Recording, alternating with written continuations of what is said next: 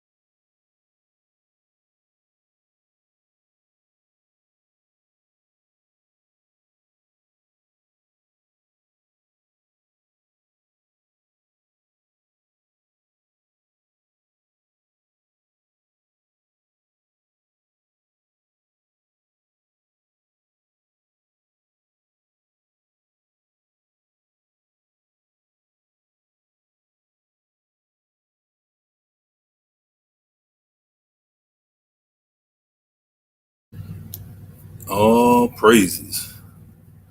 I guess is all we waiting for right now. People ain't oh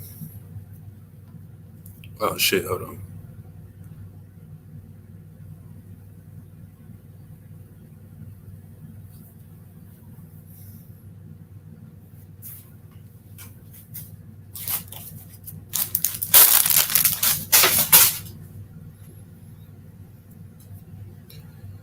We back in effect, man. Easy.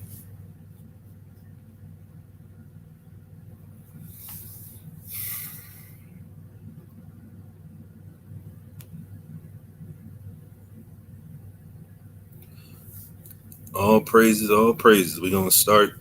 You ready, Karajas one? Khan, I'm ready. All right. First and foremost, want to give all praise, honor, and glory to Yahweh by Shem Mashiach Yahushai. So all praise to the Most High. The name is only begotten Son, who we call Jesus Christ. You on the right channel. Late Night Love, number 12. Significant number. If you already know the ins and outs of the truth, 12 tribes of Israel.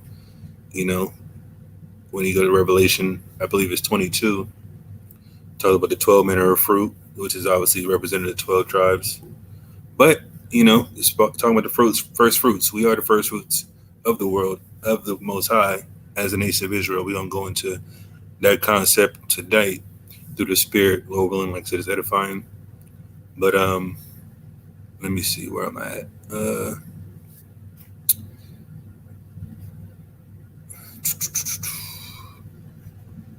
Actually, let me share my screen first, of course.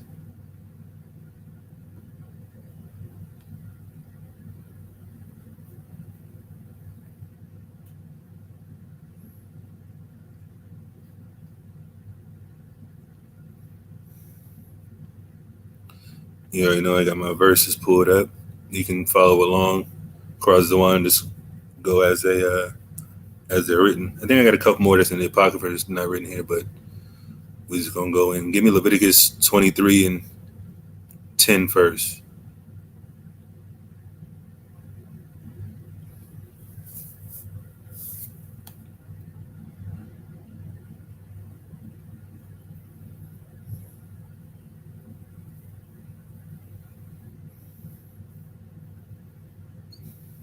Hello, you got it?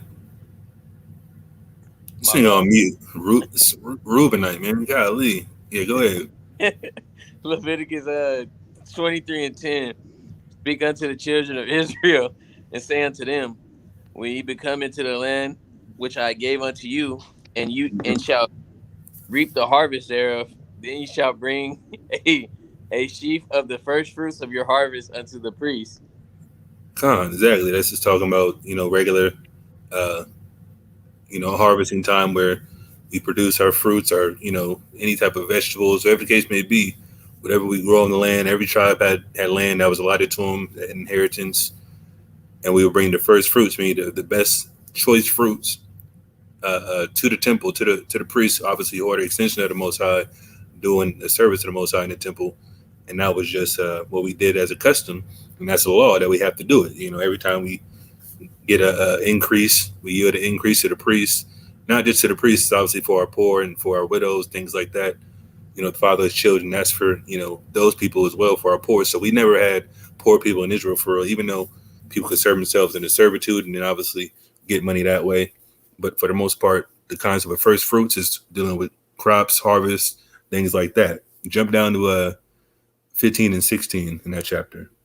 Verse 15 and 16. And ye shall count unto you for the morrow after the Sabbath, from the day that ye brought the sheaf of the wave offering. 7 Sabbaths shall be complete. Verse 16. Even unto the morrow after the 7th Sabbath shall ye number 50 days, and ye shall offer a new meat offering unto Yahweh. Come. That's how you calculate the first feast of first fruits. Off the sheaf offering, you count what? 7 Sabbaths and 50 days, 100 days, in a reference to just the time frame. Like I said, there was a debate about this before, but I'm not going to get into it.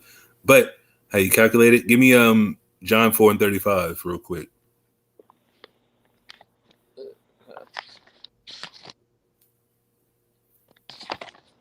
me see. And to tell you how Shai referenced it in the New Testament.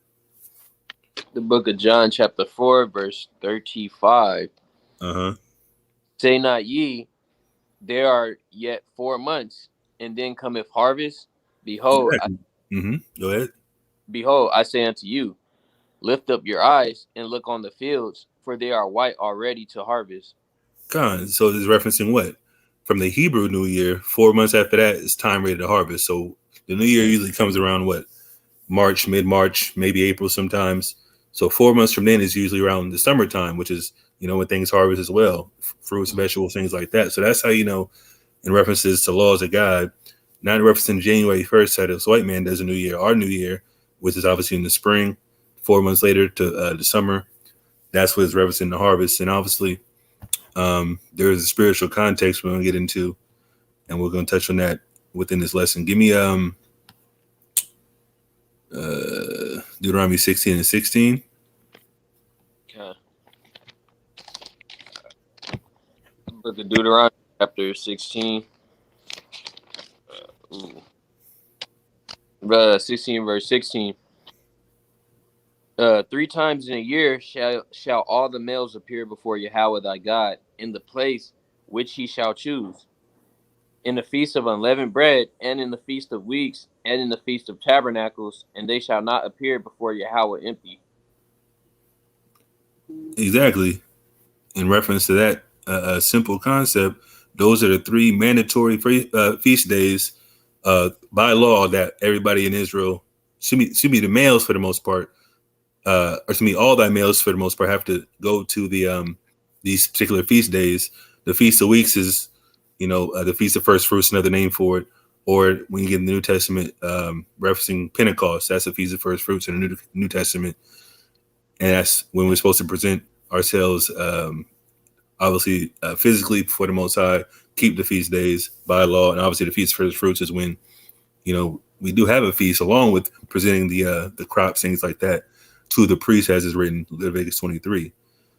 So just in reference to a physical and a spiritual aspect, give me Psalms 50 and 5.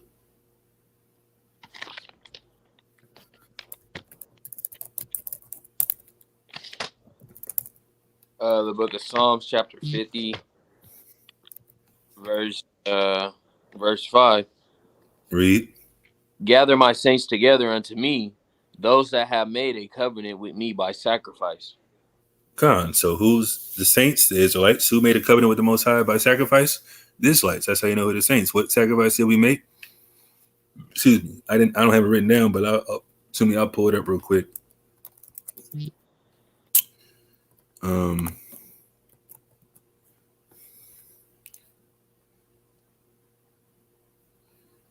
Oh, this is Exodus. I'm tripping. Let me pull this up. Get Exodus 24 and 8. Okay. Bob, we gonna be in San Francisco on 60th and Mission, 2 p.m. Saturday. Yeah, San Jose is not even that far, bro. You got to pull up on us, man. 2 until whenever we in.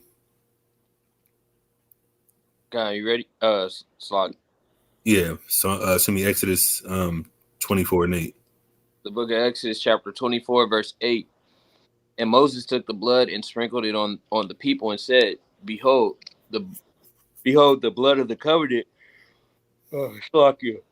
which Yahweh hath made with you concerning all these words. Start at verse 7, actually. So verse 7 through 8. And he took the book of the covenant and read in the audience of the people, and they said, All that Yahweh hath said we will do and be obedient.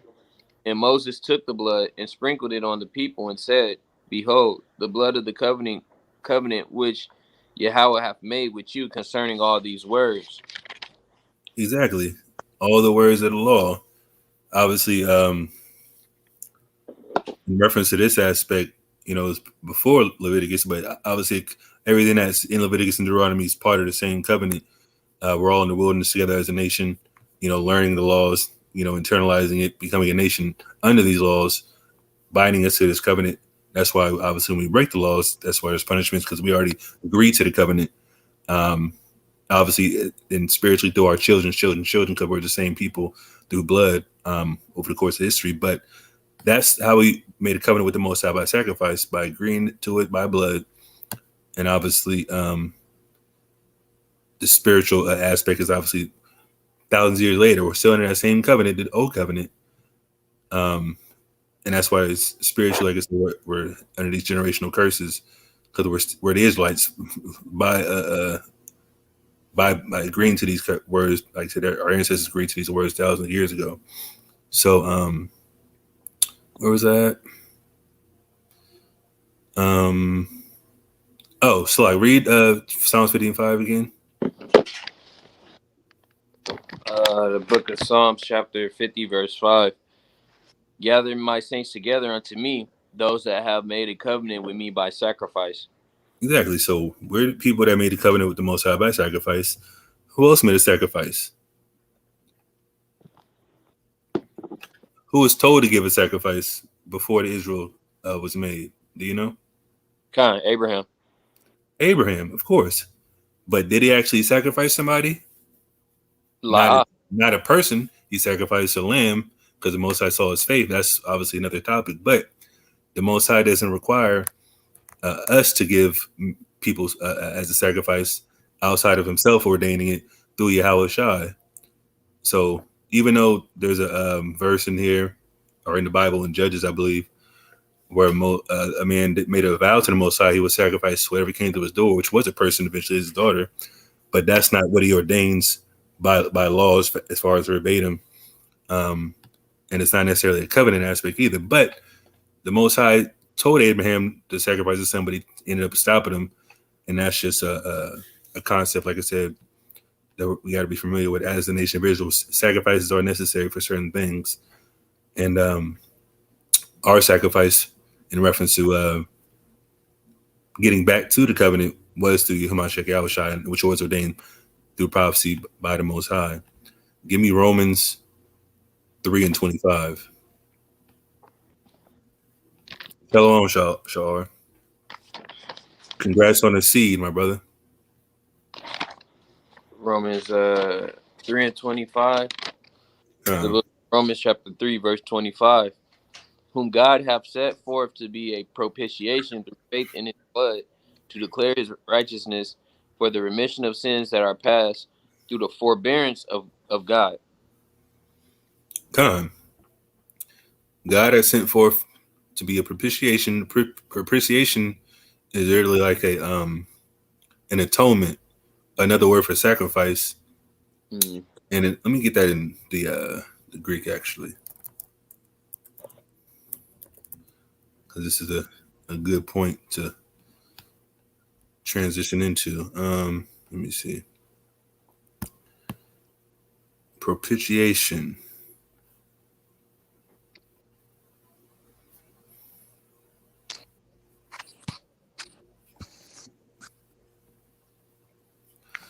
Let's go to the Greek, G2435. A propitiation, outline biblical usage, relating to an appeasing or expiating, having place, placating or expiating force. Strong definitions like an atoning victim, or especially the lid of an ark in the temple, mercy seat propitiation. Basically, you're appeasing the Most High by giving a sacrifice, which is obviously talking about Yahweh. We appease the wrath of the Most High by Yahweh dying on the cross for forgiving us of all our past sins, because our sins were built upon all type of wickedness, and the Most High turns back on us. So obviously, the atonement for the nation's sins had to be who the Most High ordained, actual physical person at this particular time, Yahweh, to redeem us back to Him. And this is another form of being the first fruits. The Most High sent His Son as the first human sacrifice ordained by Him to get us to be an atonement for our sins and our sacrifice. So that's the concept of the Most Yahweh being the first fruits. Obviously being righteous as well. Give me Romans 12:1. But like this, since the Most High doesn't require sacrifice anymore, not necessarily required, but we don't have a temple to sacrifice that. We have to be the sacrifice now. So this is what Paul's going into, and this is a spiritual aspect of it as well. Romans 12 from the top. I beseech you, therefore, brethren, by the mercies of God, that you present your bodies as a living sacrifice, holy, acceptable unto God, which is your reasonable service. Exactly. This is one of my favorite scriptures to go into. We got to present our bodies living sacrifice. We can't go put an animal on the altar and slaughter it and expect us to be righteous. We had to work out our own salvation by walking in righteousness, learning the laws, doing things that please God. And that's our reasonable service, because the Most High ordained it from the beginning, before we even started really sacrificing animals, that we were going to be bound to the covenant to be righteous and know what to do, which is what we're supposed to do anyway. And being holy, which is being separate as well. Present our bodies living sacrifice, being holy, by doing things that other people don't do, which is keep the laws in these times, not eating certain things, treating our brothers and sisters accordingly.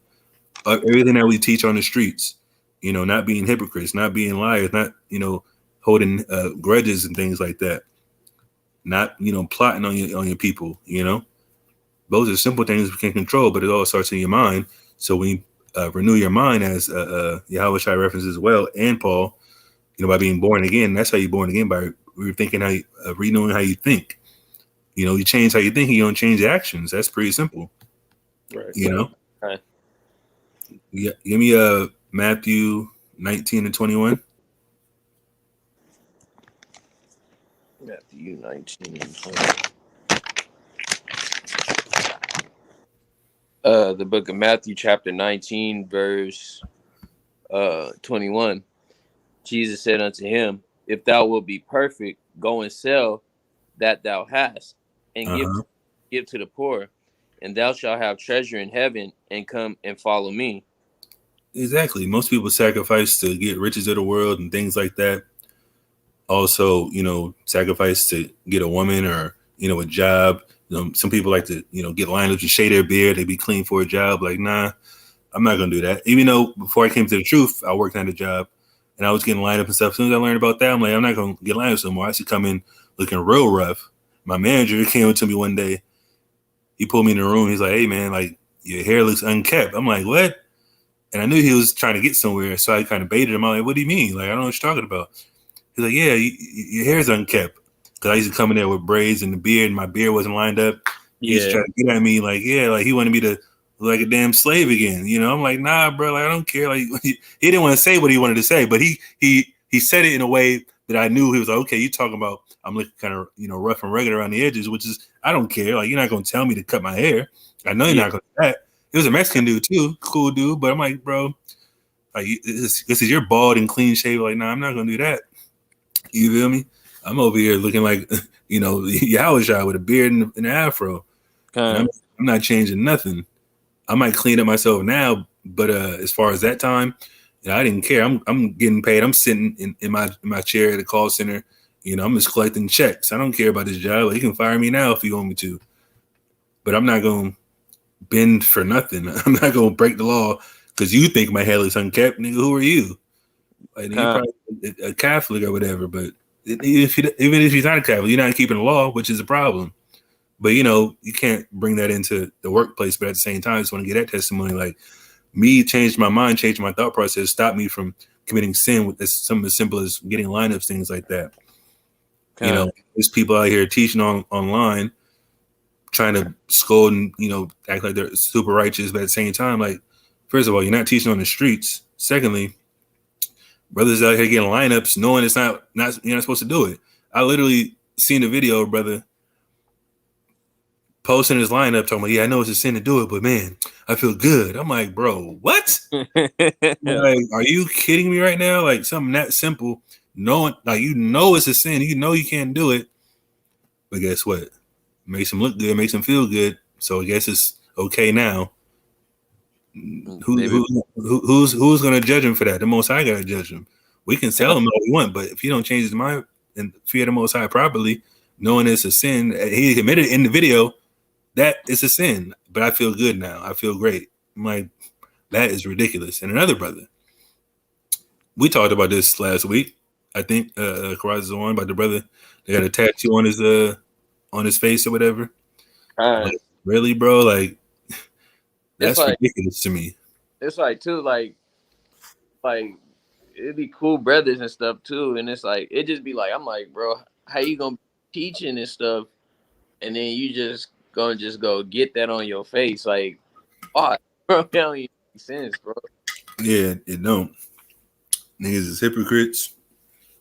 Niggas don't really fear the Most High. And obviously we're talking about the men because that's, men got hair, men got, women get tattoos too, but like I said, I'm not too sure about, women that actually posted it for me to see, like that type of madness. Like, like, come on, bro. Like, better than that.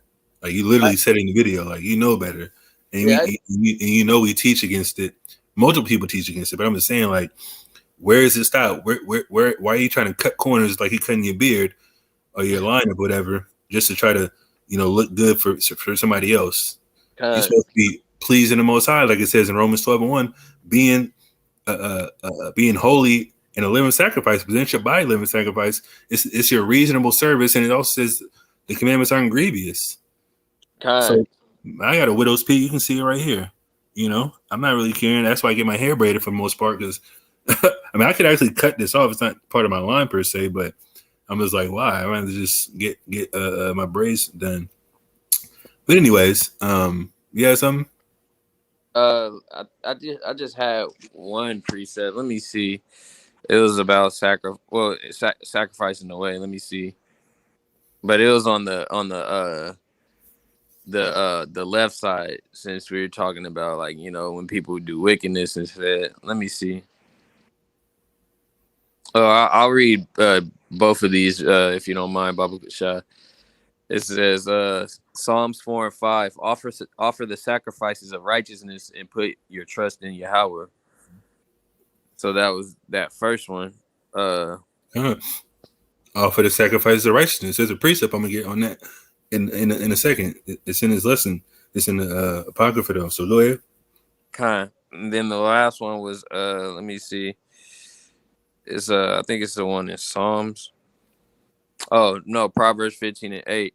It says the sacrifice of the wicked is an abomination to Yahweh, but the prayer of the upright is his delight. So just people that was kind of about, like, just brothers necessarily just going off. That was just something I had just peeped. But yeah, I don't really got anything. All right, read Matthew 19:21 again.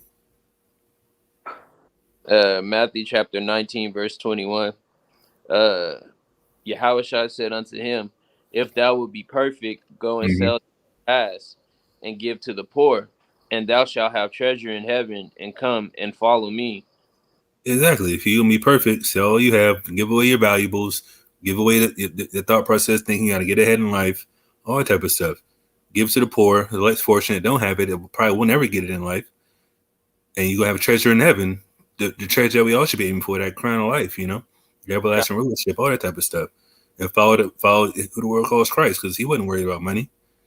Even though he had money, quiet as kept, if you're doing miracles and stuff, people are gonna cash you out for the most part. Ain't that right? People go to these bug out, card readers and tarot card readers and psychics and pay money to them. Like, it's ridiculous. Like, the Most High is the ultimate healer, and if you have peace of mind, that's half the battle for the most part. But that's just our people's issue. Like, people want to be seen of men and have these valuables, which is, like I said, not necessarily a bad thing, but if you put it over righteousness and trying to keep the laws and teaching people appropriately who they are, that's when it becomes an issue, because people value things more than the spiritual aspect of what we're aiming for, which is the kingdom. Give me, actually, I think I have this one right now. Give me Wisdom of Solomon 3 and 4 to 6. Let me pull that up actually.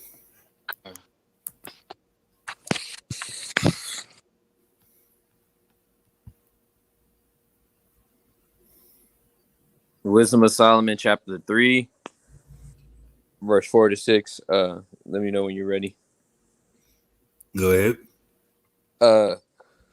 Fuck you. Verse 4. For though they be punished in the sight of men, yet is their hope full of immortality. Exactly. Who is this talking about? Talking about the people that are making their bodies a living sacrifice for the Most High. Not trying to appease men, trying to appease the Most High first and foremost. Obviously, when we're around people that are like-minded and brothers and sisters that are in the truth, obviously they're going to be the ones that see our works, see our righteousness, quote unquote, that we're in the truth. Because obviously you see fringes, you see tassels, you see sisters in fringes, brothers in fringes. You're like, okay, well, that brother's in the truth, so I can pretty much have some commonality with him. Speak about the same things for the most part. But other people that, what was you gonna say? Oh no, I was just agreeing, kind of. So in reference to being punished in the sight of men, that's what happens when people see our righteousness. People don't want to be around us. People don't want to, they think you're crazy. I heard that a lot when I was first coming in.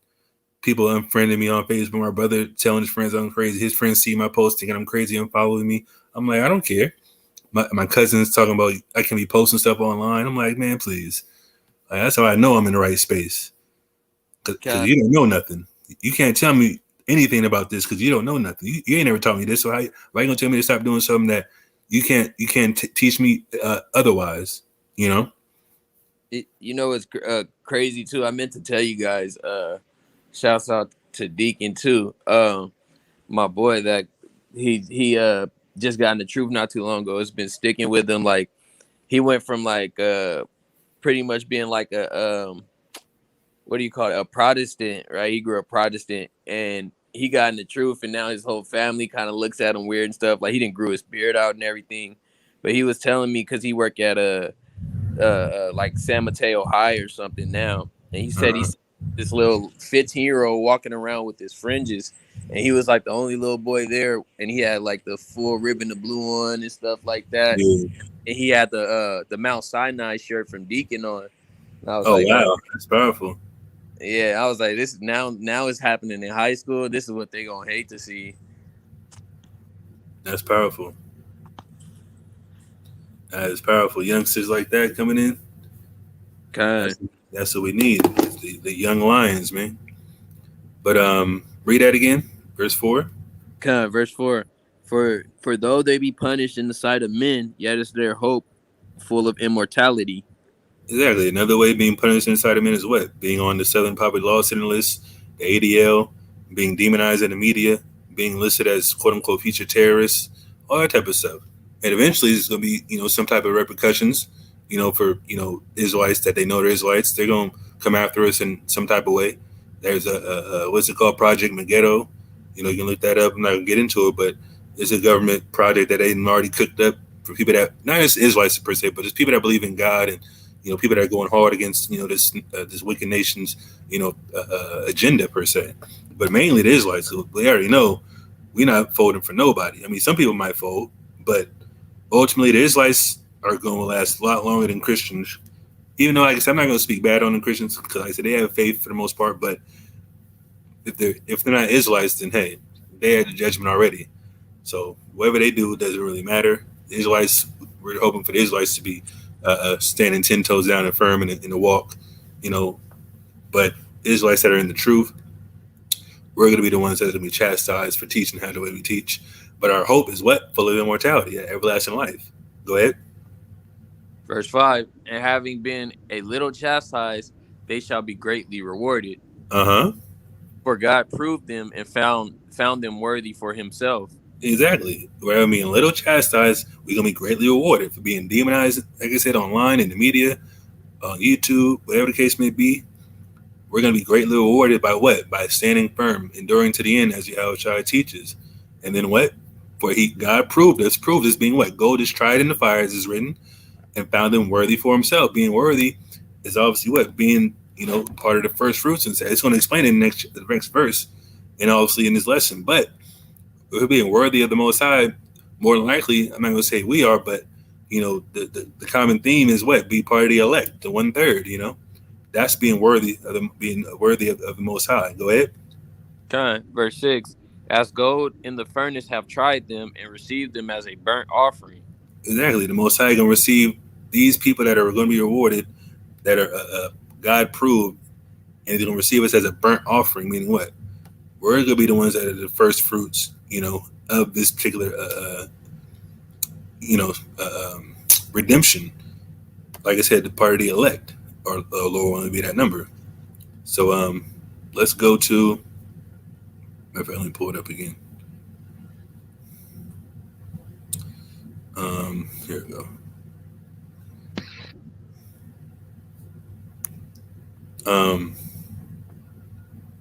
First Peter 4:2-4.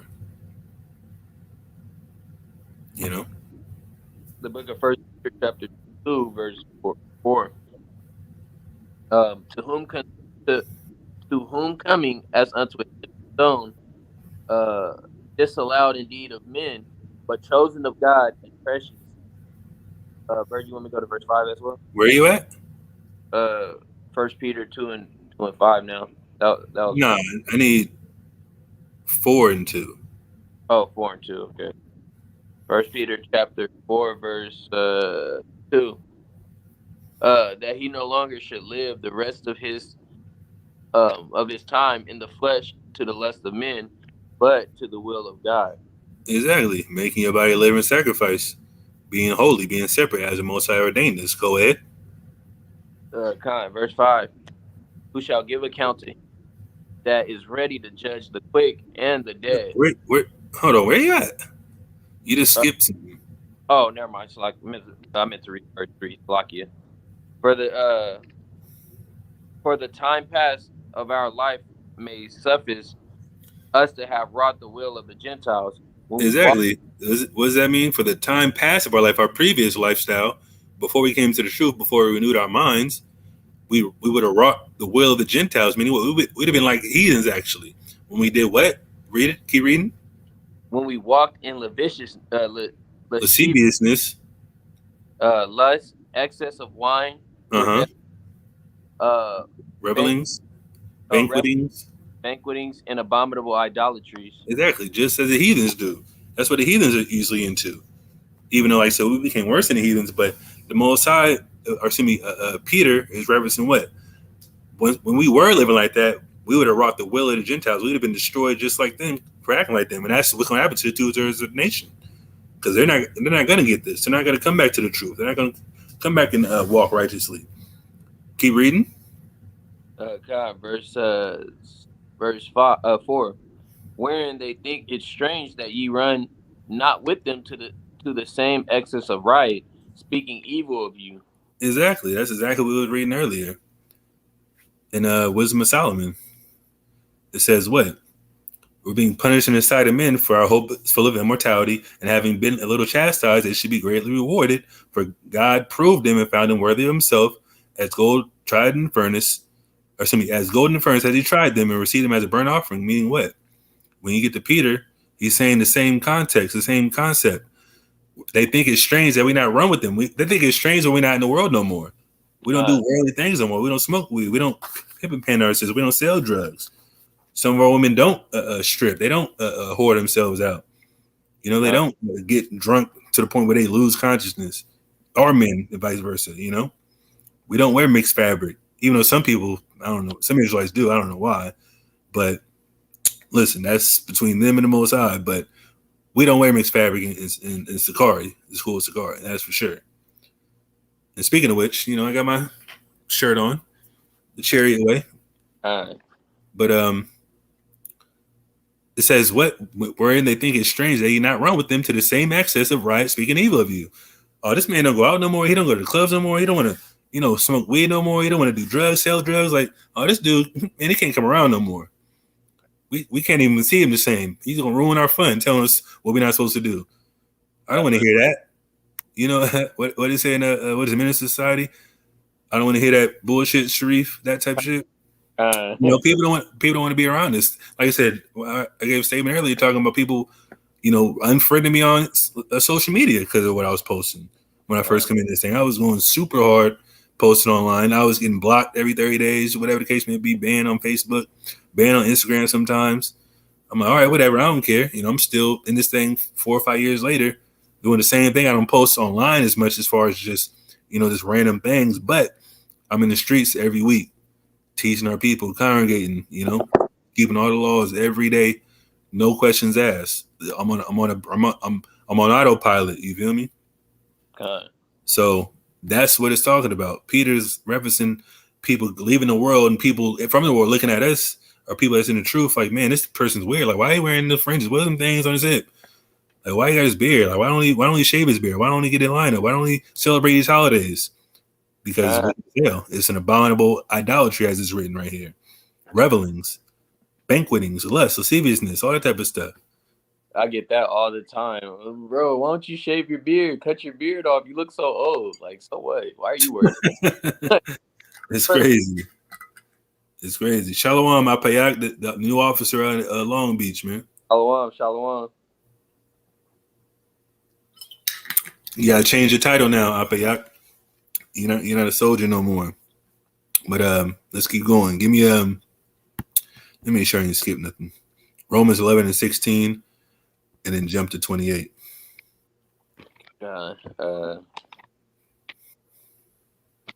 Romans chapter 11. Let me see. Romans chapter 11, verse 16. And also 20. Let me reference the Wisdom of Solomon verse. Oh man, go back to Wisdom of Solomon. I skipped a couple of verses. It's not in here. I don't know why, but Wisdom of Solomon 3. read 7 and 8 now, actually. Wisdom of Solomon, chapter 3, verse 7 and 8. And in the time of their visitation, they shall shine and run to and fro like sparks among the stubble. Exactly. Who's going to shine? The people that Most High tried in the furnace and received them as a burnt offering, talking about the elect, the people that endured to the end, like I said. And what's another word what's the Hebrew word for shine? I have that. Where's it at? Oh, here we go. Zahar, the brother Zahar out there in SoCal, former member, but he's still a powerful brother. Appreciate that, brother. Out there doing the work with the 12 gates. Also means what? To teach. Shine means to teach as well. So shine to somebody means you being light to somebody, meaning they're looking at you, looking at your work, looking at your walk. I'm like, okay, well, he does this, and this. Maybe one day, like I said, somebody looks at you like, okay, why you do this? You answer the question of why. Maybe they might go back and research it now, especially with his holidays coming up, these holidays coming up. God. Wonder why we don't keep Thanksgiving, Christmas, New Year's, whatever the case may be, Easter, Halloween just passed, one of the most satanic holidays ever.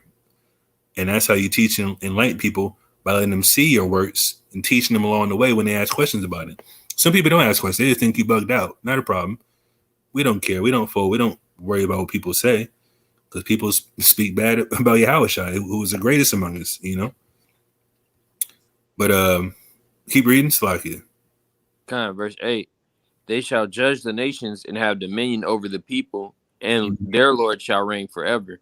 Exactly. So when you reference that, talking about verse 4, the hope is immortality, and have been chastised, it should be greatly rewarded. That's going to be our great reward, being the first fruits, be the first people to be in the government of Israel as the elect, and 1/3, or will only be that number, and ruling over nations and judging people, and the Most High going to reign over the earth with the Israelites in charge. Man, that's the goal. That's what being holy and separate is going to get you. If you endure, like I said, give me go back to what I had you have. God, Romans 11. Romans 11 and 16. For if the first fruit be holy, the lump is also holy. Exactly. And talking about the first fruits, talking about the nation of Israel. Slaki, where is it at? Oh, I'm over here. Okay, Slaki, go ahead. Kind. And if the root be holy, so are the branches. Exactly. If the first fruits of Israel be holy, start with Abraham, Isaac, and Jacob. Mainly Israel, or excuse me, Jacob, who is Israel. The first fruit be holy. Holy is what? Being separate, having laws, walking righteously, So are the branches. The branches are what? The offspring. So that's what it's talking about. So even though the Israelites fell away, even though the Israelites, were wicked as hell over the course of centuries, put in captivity left and right, when Paul is referencing this in Romans, he's talking to the Romans and ultimately all the Gentiles, which are the Israelites that were scattered. It's talking about the first fruit being holy. Who's the first fruit? People, a Christian, it's Christ. Well, wait a minute. Christ is obviously the most holy for the most part, but it's talking about our forefathers. Mm-hmm. The lump is also holy, talking about the rest of the nation of Israel. Jump to verse 28. Verse 28. As concerning the gospel, they are enemies for your sakes. Uh-huh. But as touching the election, they are beloved for the Father's sakes. Exactly. Talking about the people that don't believe, the people that don't want to get down right now, to mostly the 2/3. The Pharisees at that time. They're enemies concerning the gospel. The gospel is what? Talking about the Christ, and obviously when you go to Ezekiel, not Ezekiel, but Isaiah 61, talking about all the Israelites being redeemed. They're enemies because they don't want us to have it. They didn't want to have Yahweh. They wanted to have Yahweh sacrifice, but they didn't want to believe on him, which is part of the prophecy as well. But it's such in the election, the people that won't be deceived, that won't be going against the grain, that will be keeping the commandments, they're beloved for the Most High's sake. So the whole Israelites nation is going to be beloved because the Most High created them to be holy from the get-go. Even though they don't get it now, even though the Most High put a stumbling block in front of them, in reference to it being Yahweh in the New Testament, they're still going to be they're still the branches of the first fruits. They're still going to be redeemed once they get reborn to the kingdom. So give me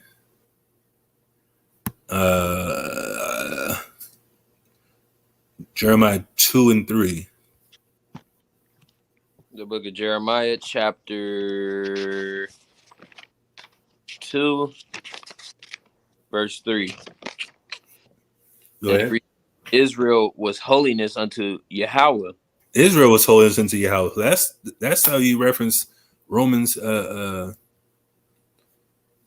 The first fruit is holy, talking about the nation of Israel. It's not talking about who calls Christ, even though we know he's holy.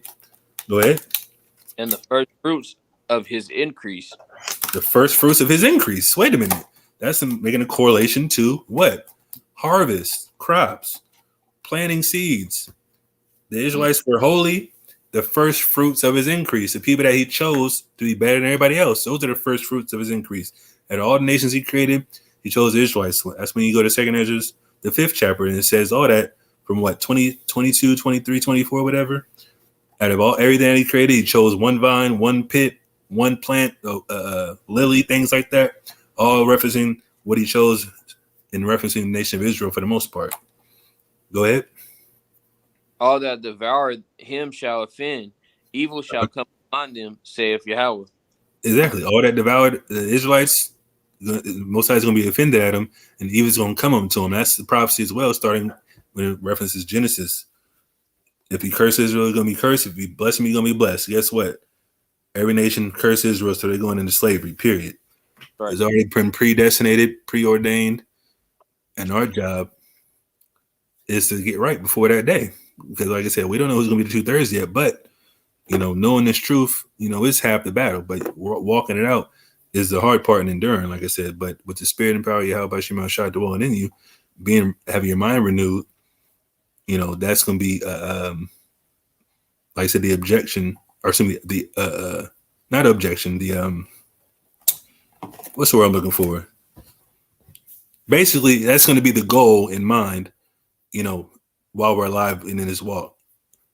Okay. Somebody posting some precepts. John 15:20. Remember the word that I said unto you, the servant is not greater than his Lord. If they have persecuted me, they'll also persecute you. Of course. Right. You'll be persecuted for righteousness' sake. That's what Yahweh says as well. Yeah, the objective. Did I say objective or did I say something else? Slacky. Yeah. I was looking for the word too. I was like, he's on the right line. Yeah, I'm like, wait a minute. What do I just had a tongue twister. Slacky. But yeah, Sha'ar reference it. Yeah, and I'll pay, I guess. The water, Akim. And then Nova posts, Revelation 21:2. And John saw the holy city, New Jerusalem, coming down from God out of heaven, prepared as bride adorned for her husband. Exactly. That's talking about the elect. Because the nation of Israel is a people before a place. But that's a whole different breakdown. But that's a good precept as well. The elect are the first fruits, like I said. And then when you go to Jeremiah 2:3, like I said, the Israelites were holy to the Lord and the first fruits of his increase. But go to 1 Peter 1:6-8 now. Okay. And Lord willing, everybody's following along, being edified. Oh, objection. Yeah. I was like, wait a minute, that's not what I'm talking about. Objective. Yeah. I don't know why I couldn't think of that, but yeah. Shar knew where I was going. Salaki. Go ahead. The book of 1 Peter chapter 1, verse 6-8, wherein ye greatly rejoice, that though now for a season, if need be, you are in heavy, ye are in heaviness through manifold temptations, that the trial of your faith, being much more precious than of gold that perisheth, though tried with fire, might be found unto praise and honor and glory at the appearing of Yahweh Shai HaMashiach. Go ahead. Verse 8, whom having not seen, ye love, in whom though now ye see him not, yet believing, ye rejoice with joy unspeakable and full of glory. Exactly. Meaning what?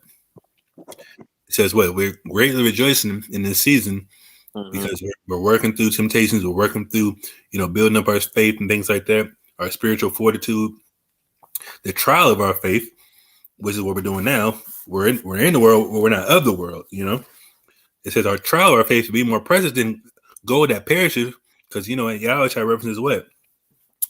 Lay up your treasures in heaven, and that's where your heart's going to be. That's where it's going to be thinking about. you're thinking about worldly possessions, you can't take worldly possessions to this, spirit world when you die. And anyway, I mean, the Most High already says He's going to give us the gold and riches of the earth anyway. So why are you going after it now? Right. People don't think like that. We're going to have everything in the kingdom. Obviously, people that don't believe in the Bible and prophecy and things like that, they don't go after what they think is nice and nice cars and jewelry, which is, like I said, Most I can bless you with that right now if he chooses. If he chooses, so I brought that out, I think last week or the week before. But that shouldn't what should be striving for, in your daily walk, especially if you know the truth. And then it says, though it be tried with fire, like I said, we're gonna be tried with fire, just like it said in Wisdom of Solomon. It says that in Isaiah, all that type of stuff. Being tried by fire, meaning what? Trials and tribulations, testing our faith, things like that. Excuse me. Said might be found in the praise and honor and glory of the appearance of Yahweh, meaning what? We're doing this walk to the end, and when the end comes, we're going to be the ones that are going to be praising and honoring in the Most High for giving us a wisdom. And it says what? Though you see Him not yet believing, you rejoice with joy unspeakable and full of glory. Meaning what? We're happy we're doing this thing. We're happy we're teaching the Bible. We're attaching. We get to be edifying the nation. People. I've been in different cities throughout the country. People coming to me. I'm not. I said we don't have a big channel on this channel, San Francisco, but people coming to me all the time. Oh man, you in the streets in San Francisco? I see you all the time. I love your channel. I'm like, oh wow, like people familiar with me. So I'm happy. Like I said, I get to people get to watch the videos and learn from our perspective, because obviously different teachers in different cities from SICARII have different channels, different people and dialogues. Some people like certain teaching styles. People like certain things that people use, things like that. I've gotten compliments. It's all praise to the Most High, though. But that's what it's talking about. We're joyful, because we get to do this walk, and obviously the end result is going to be that kingdom and that crown of life. Okay. And we're ultimately avoiding that second death. That's what we want to avoid, and that's going to be a joyous thing to sidestep as well. And that goes back to Nova's precept. When that holy city is coming down from Jerusalem, that's when it's referencing another verse in Revelation where it's talking about that sea of glass and fire. I'm talking about the missiles hitting, we're gonna be looking above it, looking down, like, oh man. That's what it's talking about. That's when the holy city is gonna come down after we go after we see that destruction of America and be transferred over to our kingdom. But go to Numbers 28 and 26. Okay. Can I bring out this precept real fast? Go ahead. Sirach 17. Just it's short, 21 to 25. It says, but the Lord being gracious and knowing his workmanship, neither left nor forsook them, but spared them. The alms of a man is as a signet with him, and he will keep the good deeds of man as the apple of the eye, and give repentance to his sons and daughters. Afterwards he will rise up and reward them and render their recompense upon their heads. But unto them that repent, he granted them return, and comforted those that failed in patience. Return unto the Lord and forsake. Looks like my thing cut off. Forsake thy sins, make thy prayer before his face, and offend less. Okay. You wanted Numbers what? Numbers, it's right on the screen. Numbers 28 and 26. Numbers 28, 26. The book of Numbers, chapter 8, verse 26. Also in the day of the first fruits, when ye bring a new meat offering unto Yahweh, after your weeks be out, ye shall have a holy convocation. Ye shall do no servile work. Yeah, this is just another law in the first fruits. How we're supposed to keep it, what we're supposed to do, what we're not supposed to do. Give me James 1 and 16. Okay. Okay.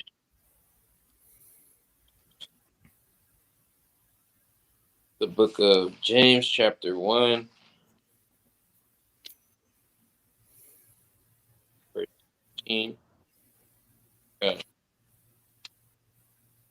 James 1 and 16. Yeah, read 18. Through 18. Do not err, my beloved brethren. Every good gift and every perfect gift is from above, and cometh down from the Father of light, with whom is no variableness, neither shadow of turning. Verse 18. Of his own will begat he us with the word of truth, that we should be a kind of first fruits of his creatures. Exactly. So what? It's talking about it's James, the Lord's brother, referencing what? Do not err, beloved brethren, talking about the Israelites. Every good gift and every perfect gift is from above, talking about the Most High. Everything the Most High bless you with, you got to perform it, act it out. You know, like I said, whether it's wisdom, whether it's sports, whether it's singing, whether it's fixing things, being smart and being a some type of medical person. Any type of scientist, everything comes from the Most High. Everything that you work for already predestinated, like I said, to bless you with, to be a blessing to others per se. And the last verse is referencing the verse in reference to the first fruit. So it says, of his own will begat he us with the word of truth, that we should be a kind of first fruits of his creatures. Talking about the people that he gives his truth to, or the word of truth. Talking about the laws, statutes, and commandments. Also, if you want to reference that with Yahushua, that we should be a kind of first fruits of his creatures. Talking about the people that he ordained to be holy, like I said before. We want to be the first fruits of his creatures, talking about the ones that are living out what he wants us to do, the first people to do it in his last days. Jump to Revelation 14, 1-4. Revelation chapter 14, verse 1 through 4. And I looked, and lo, a lamb stood on the Mount Zion, and with him 144,000, having his father's name written in their forehead. Go ahead. And I heard a voice from heaven, as the voice of many waters, and as the voice of a great thunder. And I heard the voice of harpers harping with their harps. And they sung as it were a new song before the throne, and before the four beasts, and the elders. And no man could learn that song but the 144,000 which were redeemed from the earth. Continue. Yeah, keep going to 1-4. You said 4? No, I'm at 4 now. Verse Go 4. ahead. These are they which were not defiled with women, for they are virgins. These are they which followed the Lamb whithersoever he goeth. These were redeemed from among men, being the first fruits unto God and to the Lamb. Exactly. Talking about the elect that are first fruits that already ordained unto the Most High and to the Lamb. Talking about the ones that are going to be following Yahushua, following his example. And when it says a silly Christian will be, oh, well, they're not defiled with women, they're virgins. No, no, it's not what it's talking about. That's I don't want to say it's a dark saying, but it's not necessarily a metaphor either, but it's kind of like a similitude talking about wisdom, or the opposite side of wisdom, which is what? Somebody that's deceptive. I brought this out in another lesson as well, referencing, I think it was in Proverbs. Let me pull it up. Proverbs 9. I see what you're saying. Proverbs 9. Let me just pull it up just for the audience sake.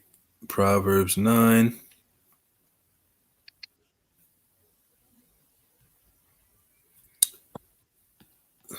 When you go to the top, I'm going to just read it real quick. Wisdom have builded her house. She have hewn out her 7 pillars. She have killed her beast. She have mingled her wine. She have also furnished her table. She have sent forth her maidens. She have cried upon the highest place of the city. Whoso is simple, let him turn hither. As for him that wanteth understanding, she saith to him, come, eat of my bread and drink of the wine which I have mingled. Forsake the foolish and live, and go in the way of understanding. Then this way of understanding is what? The law, statutes, and commandments. Slot.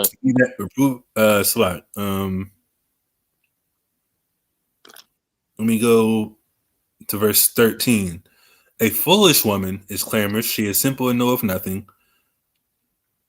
For she sitteth at the door of her house on a seat in the high place of the city to call passengers who go right on their ways.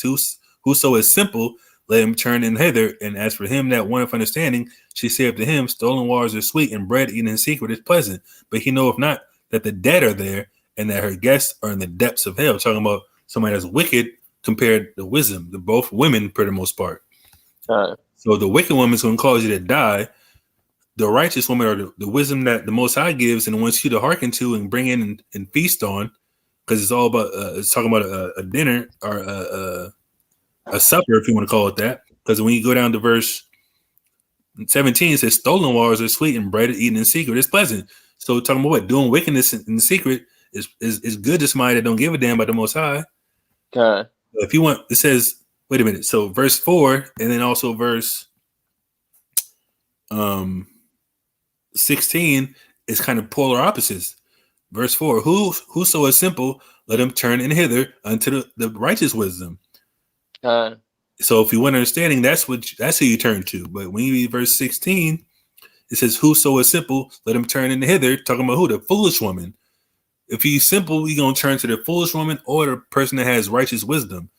And that's what it's talking about. It's not talking about no damn virgin, or it's not talking about men being physical virgins.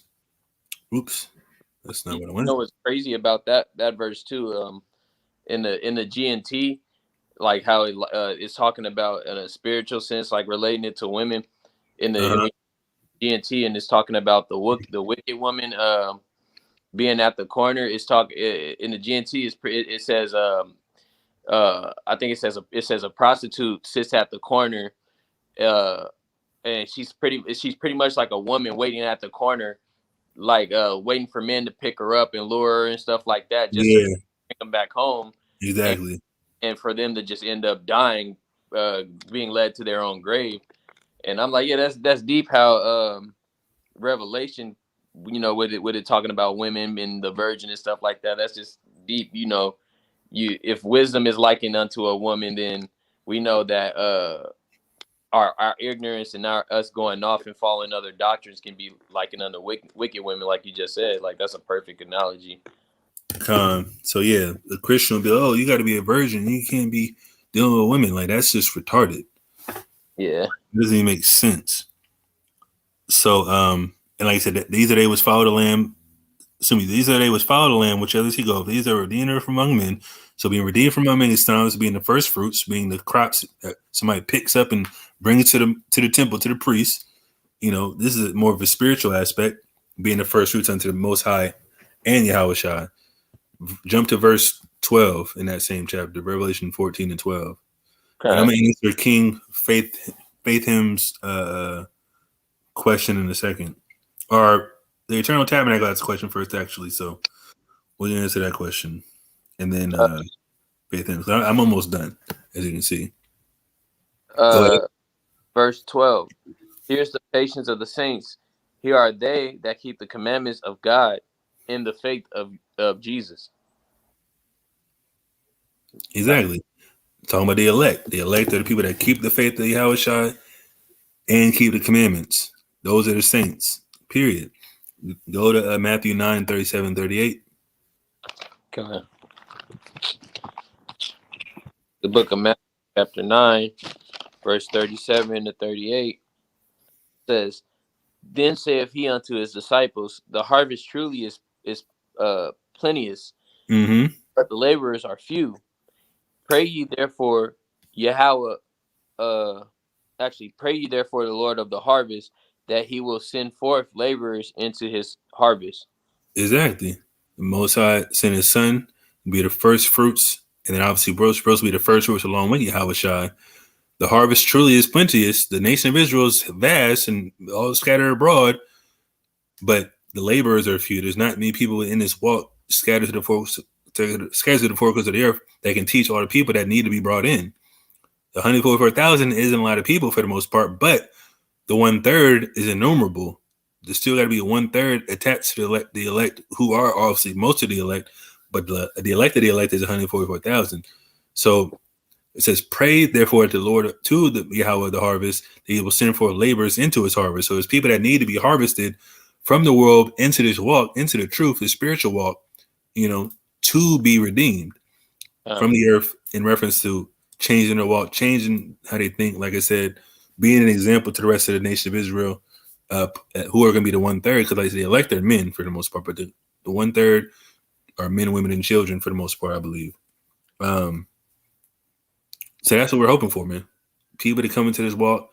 If you're going to be part of the first fruits and obviously be an example to everybody else, that's what we want from our men first and foremost, to lead their families, lead their wives, lead their people that they're familiar with, that want to hear the truth, and everybody else that's obviously in the Israelite community, and obviously in the world too, because we got to bring people out of the world into this truth, and that's our goal.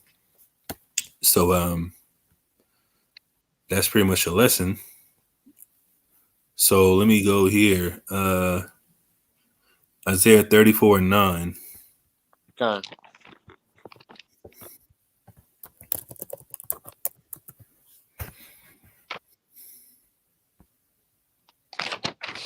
Isaiah chapter 34, verse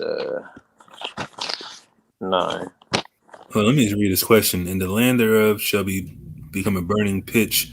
This part brought to mind La Palma and what's going on over there. It could be a harbinger or this prophecy. La Palma, what's La Palma? I'm assuming it's talking about an actual situation that's happening now. Let me look it up, because I'm not sure, unless I'm not just knowing the name. Oh, the volcano. Nah, that's definitely not it. La Palma volcano. Nah, that's definitely not it.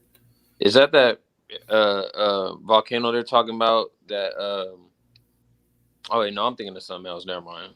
This is a volcano that erupted not that long ago, destroying the Canary Islands. No, that's definitely not it, because you got to read the whole context. Start at verse 1. Of Isaiah 34, or which one? Yeah, Isaiah 34. Isaiah 34 and verse 1. Come near, ye nations, to hear, and hearken, ye people. Let the earth hear, and all that is therein, the world, and all things that come forth of it.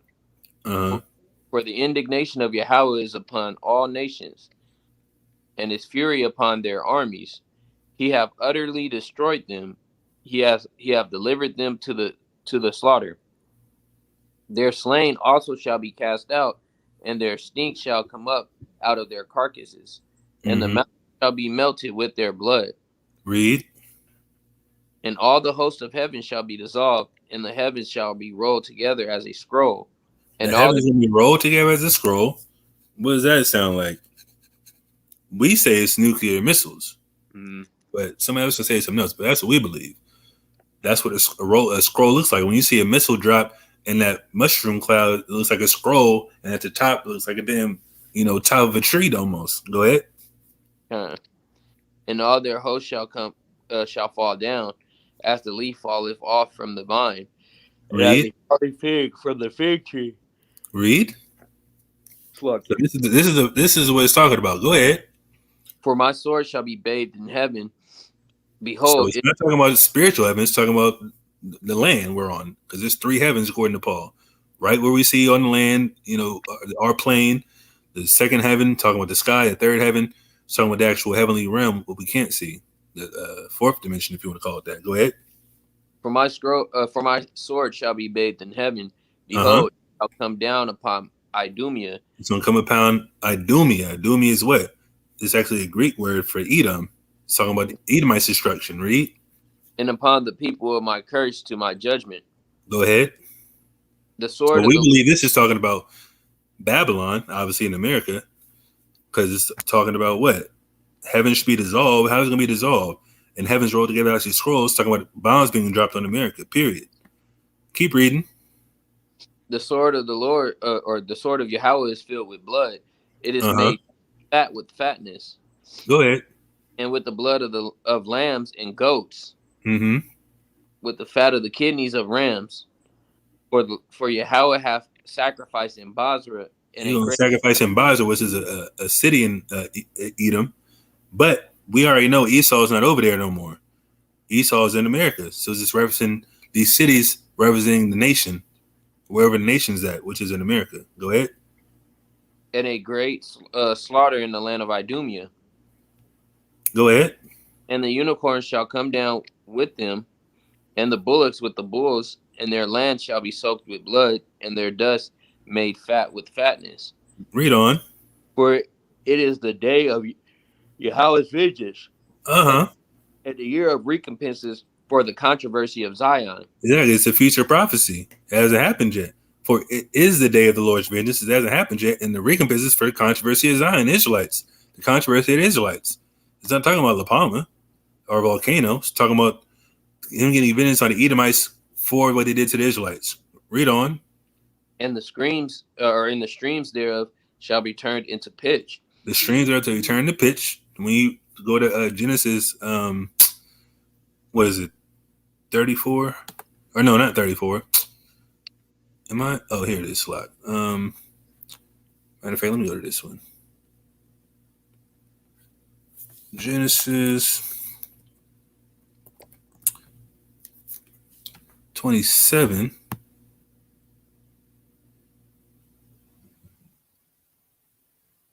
When he got the blessing. Excuse me. It's talking about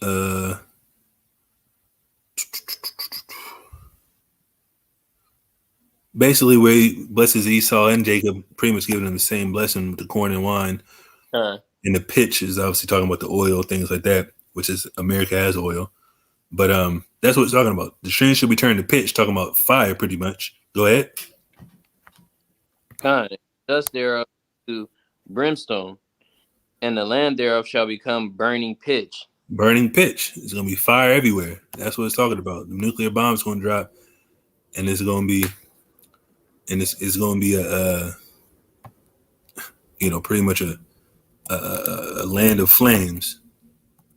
A harbinger, a forerunner of something. No, I don't think that's a forerunner of anything.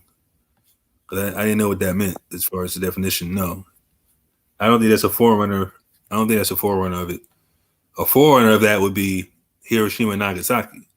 I be thinking, where a bomb gets dropped, not a volcano. Because when the bombs get dropped on America, the volcano is going to go off as well. Because they've been talking about all these, scared, quote unquote fear tactics. Oh, the volcano can erupt any moment. When I was in Seattle last month, we was looking at the volcano over there, like it's dormant. I'm like, damn, it's a big ass volcano, but it ain't gonna happen because the most sides ain't gonna allow it to happen until it's time to happen. So no, I don't think that's a harbinger for it. I didn't even know it was a volcano in Seattle. There's a volcano in Seattle for sure. So yeah, it's not a harbinger. It's just prophecy, brother. So let me get Genesis 1 and 20. Let's go there because the brother said he's confused. Genesis chapter 1 verse 20. And God said, and then read 24. Okay.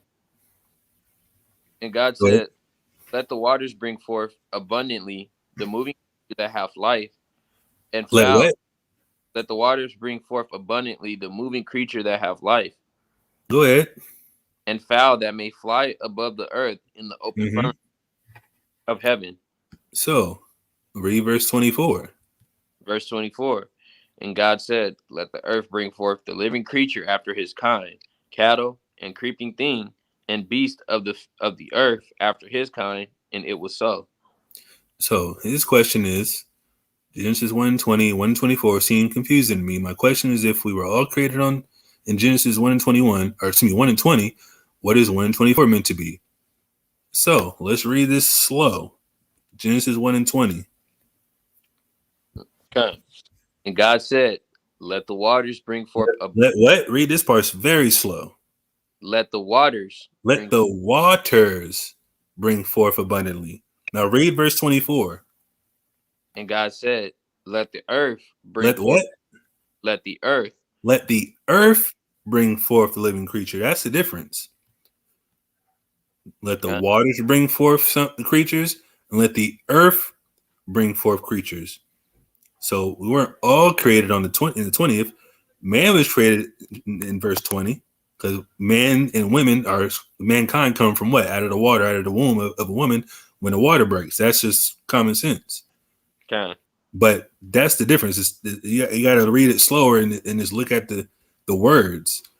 And God said, let the waters bring forth abundantly the moving creature that have life. Verse 20, and God said, let the earth bring forth the living creature after its kind. So there's two different types of animals, water animals and land animals. Okay. So that's, I don't, like I said, I don't, you probably confused yourself because you weren't necessarily reading that particular key word in each of the verses, brother. No problem. But Lord willing, that was a suitable answer. Waters and earth. The earth is the land. The waters is obviously the seas, the rivers, the, whatever the case may be. So that's that answer. But yeah, we're done. Like I said, if brothers got questions or sisters in here got questions or whatever, I'm gonna open it up for another 4 or 5 minutes. But yeah, there's definitely volcanoes all over America for sure. They've been talking about Yellowstone blowing for years too, but like I say, ain't nothing gonna happen until the Most High, allows it to happen. And I don't think any volcano is gonna blow into the missile set.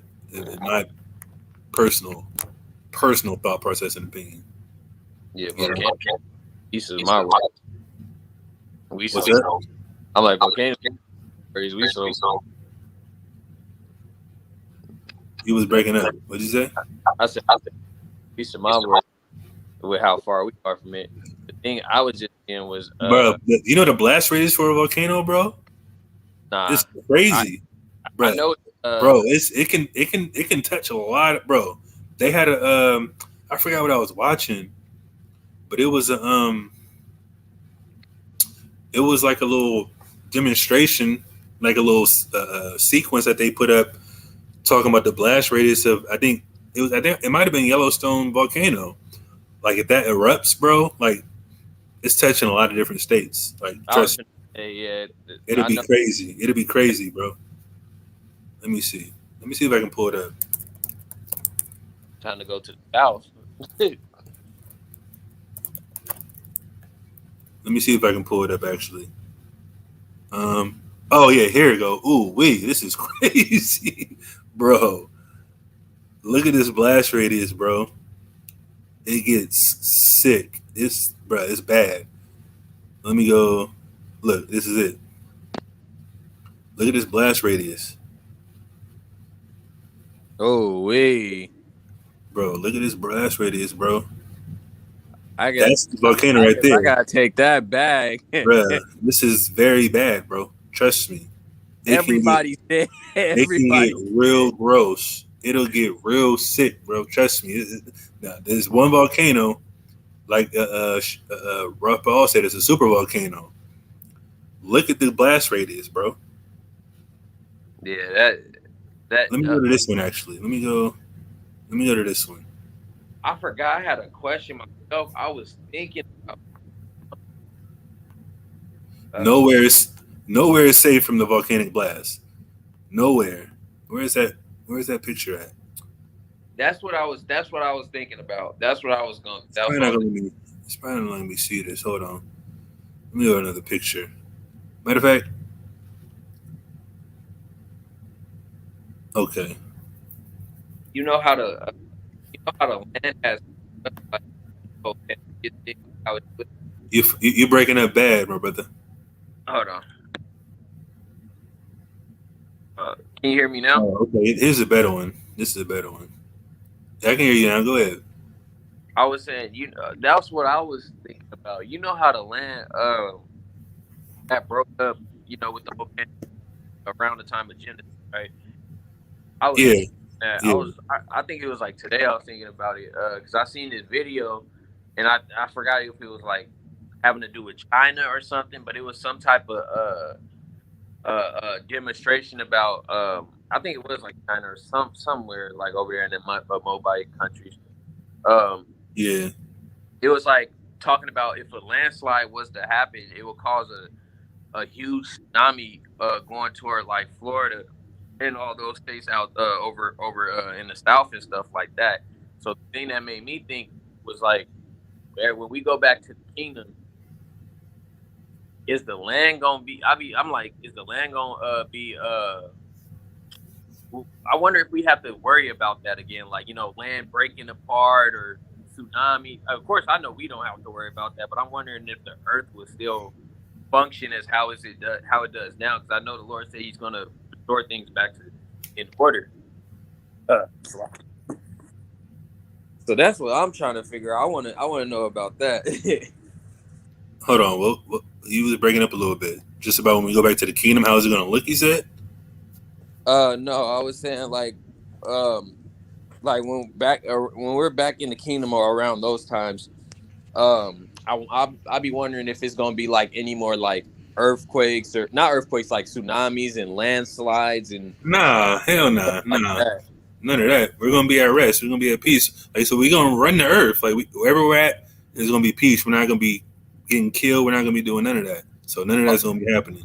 Yeah, like because when I seen that thing with like the Moabites land and their land breaking apart, I was like, I wonder if it's gonna ever be another time where the land like splits apart, or at least comes back together. If we're gonna be ruling the whole earth, I was wondering if it'll come back together somehow. I don't know. No, I don't think so. I don't think so. Um, Yahweh Shai Solomon. Yeah, of course he's Solomon. Give me 2 Samuel 7:14. All right. And both spiritually weaker. In both instances, do you have any theories why the Most High would equip him to be spiritually weaker than who he is? Well, first and foremost, well, actually, just read it. Let's read the prophecy first. Let me stop sharing that. Super volcano is real, and yeah, like I said, there's a blast zone, there's a kill zone, and like I said, the rest of the ash is going to cover a lot of ground. You might not die, but being in California, like I said, it looks kind of promising, but we're gonna be covered in ash for quite some time. Let me get oh, hold on, let me see. Is that what I want? 2 Samuel, that's what I want. Tripping. 7 and 14, right? Yeah.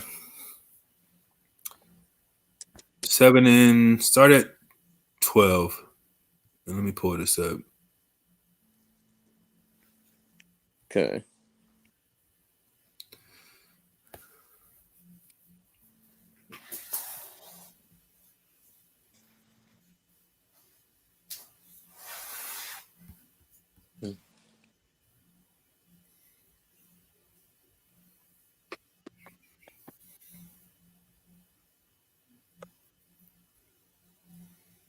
Go ahead.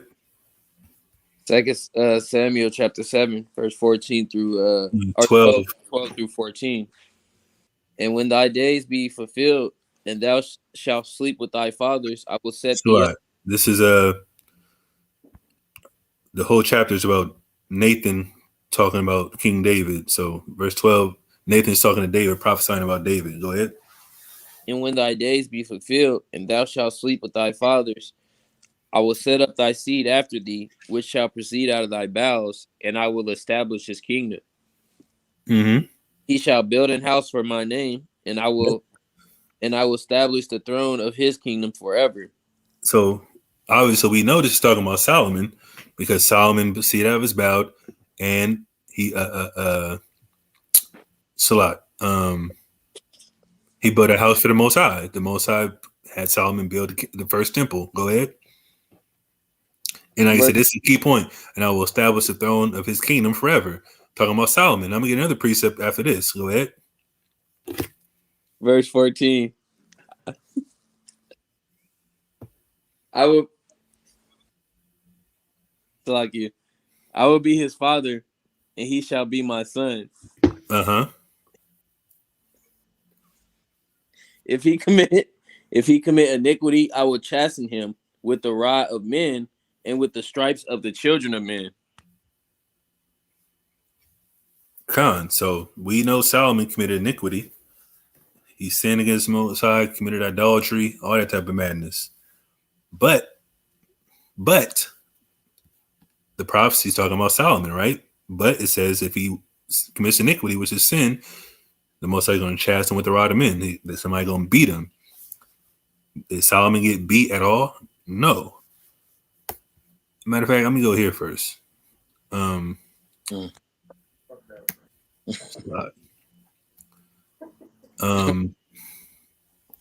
that man to be quiet, man. He don't want to get on live. Man, thank you.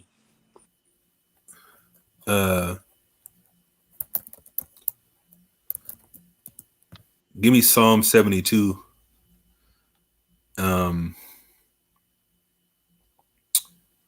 We can actually read this whole chapter, but let me actually, you're gonna skip around here, and this to prove that it's not Solomon, and this is the prophecy of Christ actually, because a simple OT only would be, oh, David's gonna be the king, but wait a minute, let's see what Solomon says. Okay, Psalm 70. Hold on, start at well, actually, don't go there first. Give me first.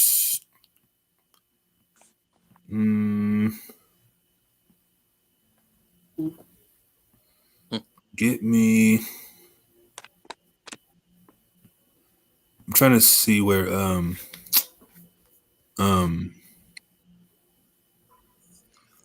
Solomon died in peace. Salakia, where is it at?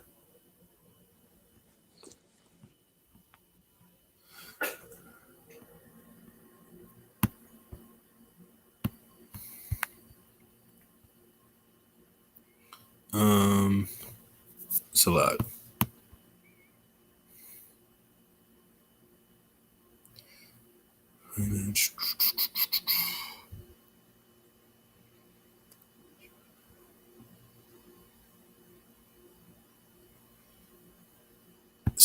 Second Chronicles 9:31. Okay. 30 and 31. The book of Second Chronicles, chapter 9, verse 30 and 31. It reads. Hold on, where am I at? Oh, let me go back here actually. I don't know why I'm still here. We already read that one. Then I'm gonna go to Psalm 72 after this. Go ahead. Okay. And Solomon reigned in Jerusalem over all Israel 40 years. Read. And Solomon slept with his fathers. He slept with his fathers. He died. Go ahead. And he was buried in the city of David, his father. Mm-hmm. And Rehoboam, his son, reigned in his stead. Yeah, so it's nothing about Solomon being beat by anybody. Solomon had peace in his ears. Nothing happened. Solomon didn't get chastised. He didn't do anything like that. But let's go. I don't know why I went here. Okay, let's go back to Psalm 72, actually. Just to prove further how Yahushua was Solomon. Okay. Or he was Solomon. Give me go to Psalm 72 and 1. Okay. The book of Psalm chapter 72, verse 1. Give the king thy judgments, O God, and thy righteousness unto the king's son. Go ahead. He shall judge thy people with righteousness, and thy poor with judgment. Read. The mountains shall bring peace to the people, and the little hills by righteousness. Read on. He shall judge the poor of the people. He shall save the children of the needy, And what else? And shall break in pieces the oppressor. Wait a second. Did Solomon break in pieces any oppressors? La. Of course he didn't. He didn't go to war with anybody. David went to war with everybody to get the peace for Solomon, pretty much. So that's one reference of Yahushua, how he was Solomon, because he's going to do this in the future. So this is a psalm for Solomon. Go to verse 8. Jump to 8. Verse 8. He shall have dominion also from sea to sea. He what? Read that again. He shall have dominion also from sea to sea, Uh-huh. and from the river unto the ends of the earth. Wait a second. Did Solomon have dominion from sea to sea? La. No, he didn't. But who's going to have dominion from sea to sea? Yahweh Shai. We can get that in Daniel 7 after this. Jump to verse 11. Verse 11. Yea, all kings shall fall down before him, all nations shall serve him. Wait a second. This is referring to Solomon. This is supposed to be about Solomon. But are all nations bow down before Solomon and serve Solomon? No. They're going to do that when Yahushua comes as the better Solomon's here, as it says in Matthew, the 12th chapter, I believe. Go ahead. We can get that as well. Or excuse me, it says a greater Solomon. Verse 12. No. Go to Salaki. Give me verse.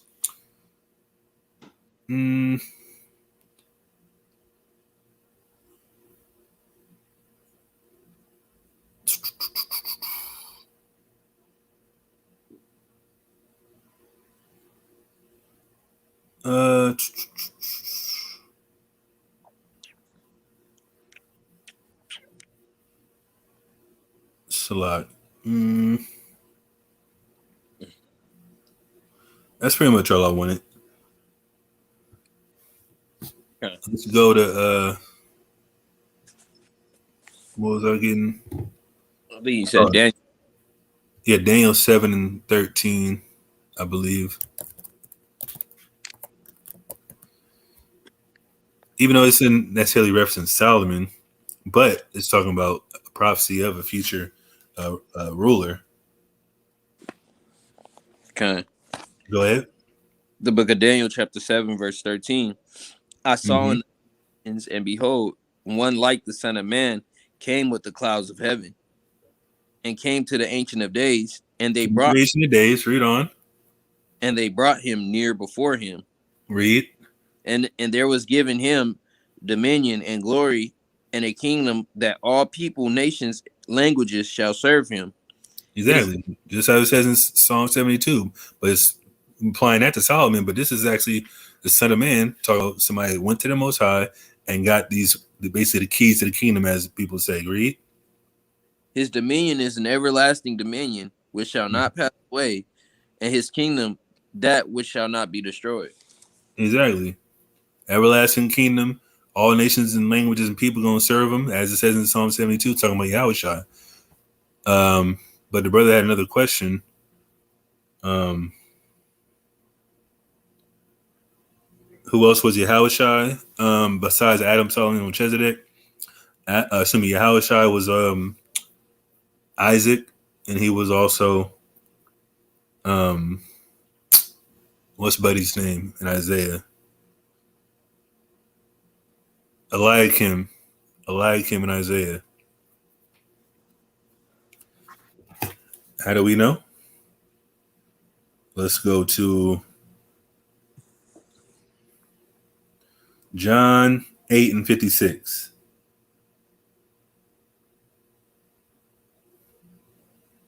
Okay. 1 minute. Let me grab my charger, Salakia.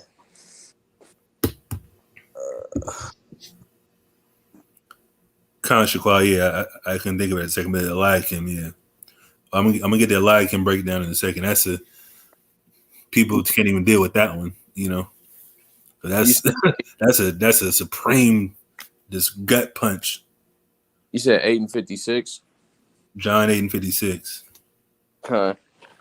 The book of John, chapter 8, verse 56. And it says, your father Abraham rejoiced to see my day. Wait a minute. Your father Abraham rejoiced to see my day. Who's this talking about?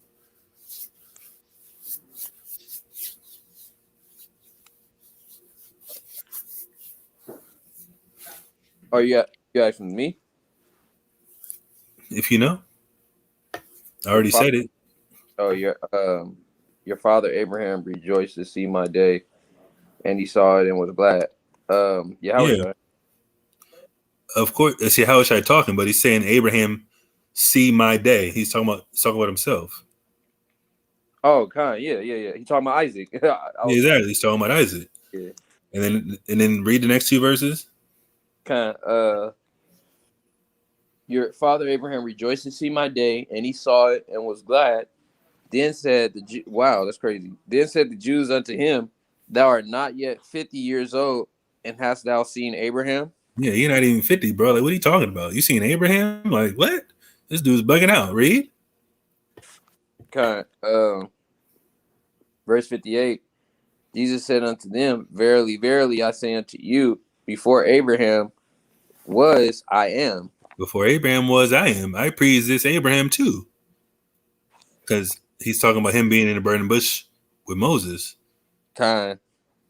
So he was pre-existing. Obviously, you get that with what Micah 5 and 2, which is another breakdown for Old Testament only to get cut with, But anyways, give me Isaiah. Hold on, let me go here. Isaiah 22 and verse 20. Isaiah 22 and 20.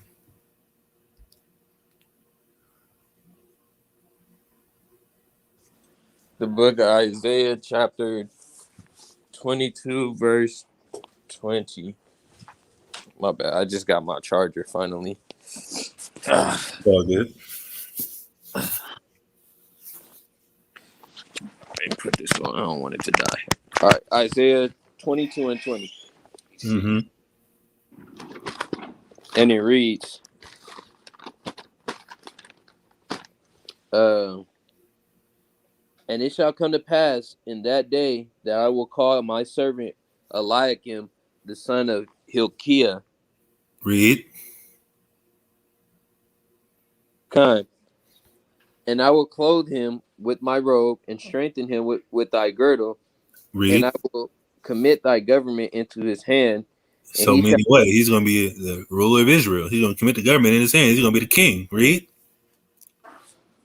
And he shall be a father to the inhabitants of Jerusalem and to the house of Judah. Exactly. He's going to be the ruler of the northern kingdom and the southern kingdom. Read. Kind.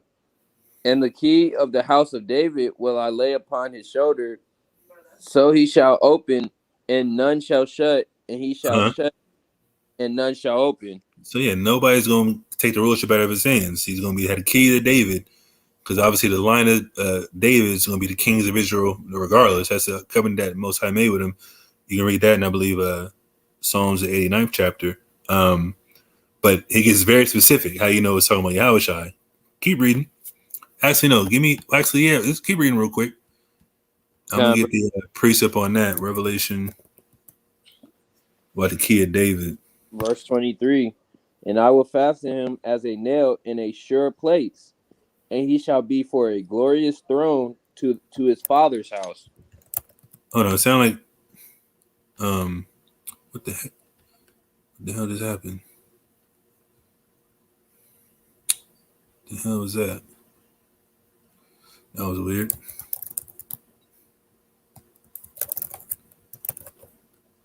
My computer is tweaking. My bad. Hold on, let me pull this up.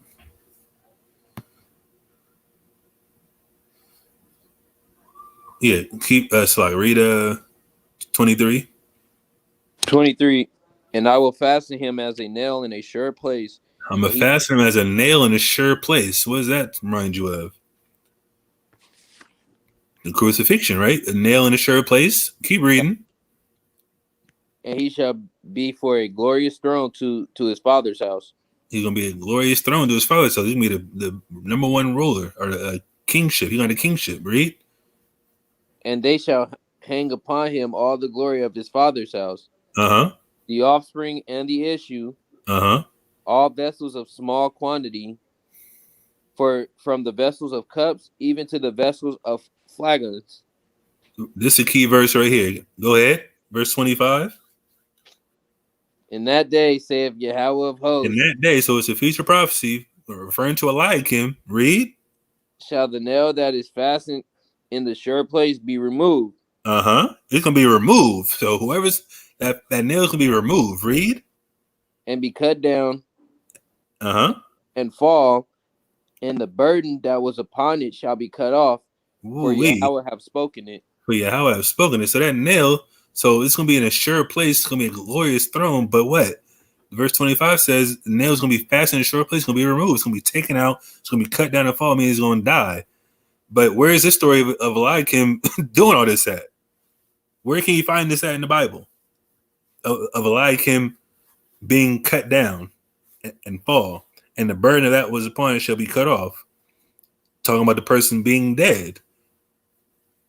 Can we find this in the Bible anywhere? Right. Chromecast. I think so. Yeah, the iPhone's trash, my brother. Get you an Android. Android can do all that. You feel me? But yeah, that's like him talking about basically the crucifixion in a sense, him being cut down and being put to death. But that happened to Yahweh.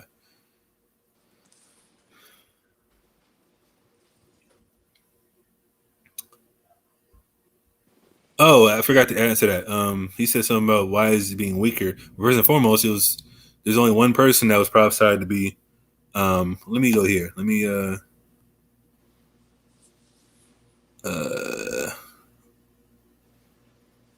this website's tweaking, but let me get first and foremost, he said something about Solomon was weaker than Yahushai. I mean, he was quote unquote the wisest man on earth at that time, but Yahushai is wiser. And obviously, it never said Solomon had the Holy Spirit without measure. That's the key factor as well. Yahushua had the Holy Spirit without measure. So he was more righteous, obviously. Give me that in Matthew. That's what I wanted. I forgot to bring that out. Matthew 12 and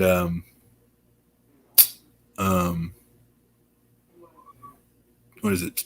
42. You said Matthew 12 and 42? Yeah.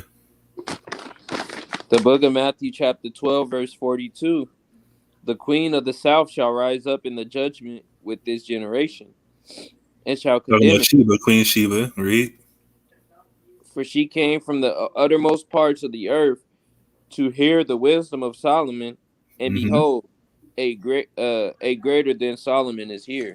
A greater than Solomon is here. Talking about Yahushua. He's greater than Solomon. He's a better version of Solomon, more righteous, more holy, wiser, all that type of stuff. So he says, is the Bible a story of Yahushua's spiritual growth from being tempted as Adam and Solomon's New Testament? No, it's not the story of Yahushua the whole way through, because it's about the whole nation. But Yahushua is one of the, significant key players as far as the nation of Israel's redemption.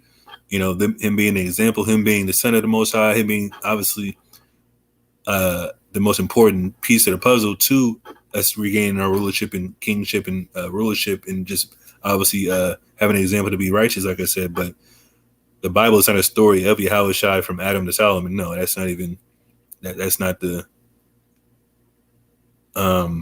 the theme of the Bible. It's about the whole nation of Israel's rise and fall, and then rising again in the future. And Yahushua being, like I said, obviously the number one key component outside of the Most High, in reference to just, Yahushua don't need no spiritual growth, but he's referencing, his incarnation. So it makes sense why he would say spiritual growth, but the Most High already had everything predestinated. So however Yahushua acted as Solomon and Adam, that was already ordained by the Most High.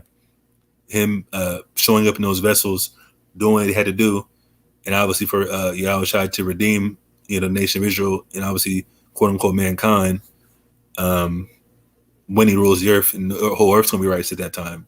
The whole earth wasn't righteous when Adam was ruling, when Solomon was ruling, none of that stuff. So of course, if the Most High already had it, saw fit that Solomon and Adam, and obviously the nation of Israel and Adamites, whatever the case may be, had to fall in order for this to happen. That was already, like I said, predestined. So the spiritual growth has to be for the Israelites. Like the spirit, the Most High put on Yahushua was already, created from start, but it's about who he was in his incarnation in the spirit, and what the Most High allowed him to do at that particular time.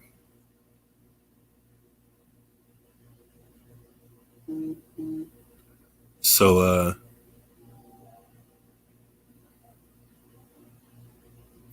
hopefully that answers your question. I think I brought this out before. Let me see. Khan Dante, yeah, spiritual growth is essential in this walk. Let me get where is it at? I brought this up before. Second Ezra's 4. Where is it at?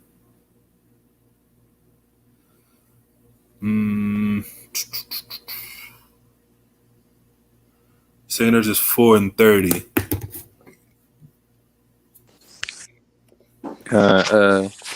The book is Second Ezra, chapter 4, verse 30. For the grain of evil seed have been sown in the heart of Adam from the beginning. Exactly. So the Most High saw fit that Adam had a seed of evil sown in him for him to commit sin by disobeying the Most High. So we can say it's Yahushua because when you go 2 Corinthians 15, 2 Corinthians, or excuse me, 1 Corinthians, so like 15.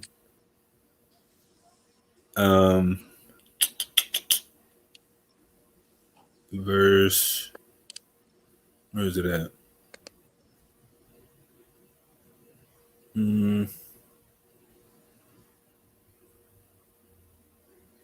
45. Go ahead. Read verse 30 through Salaki. For the grain of evil seed have been sown in the heart of Adam from the beginning. And how much ungodliness have it brought up unto this time? And how much shall it yet bring forth until the time of threshing come? So talking about what?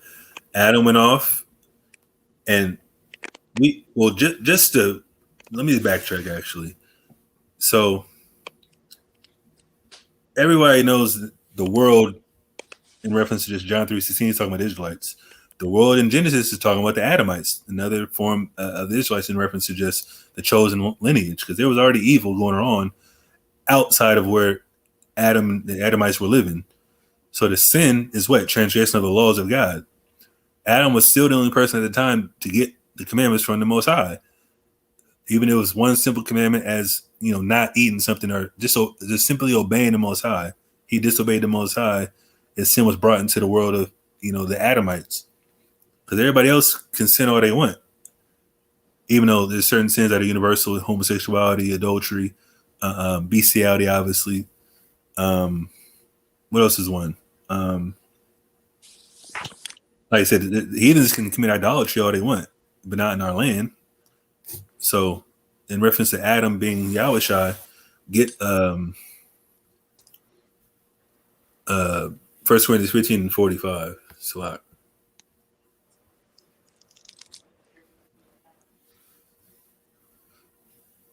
Khan King Fathim's Shalom.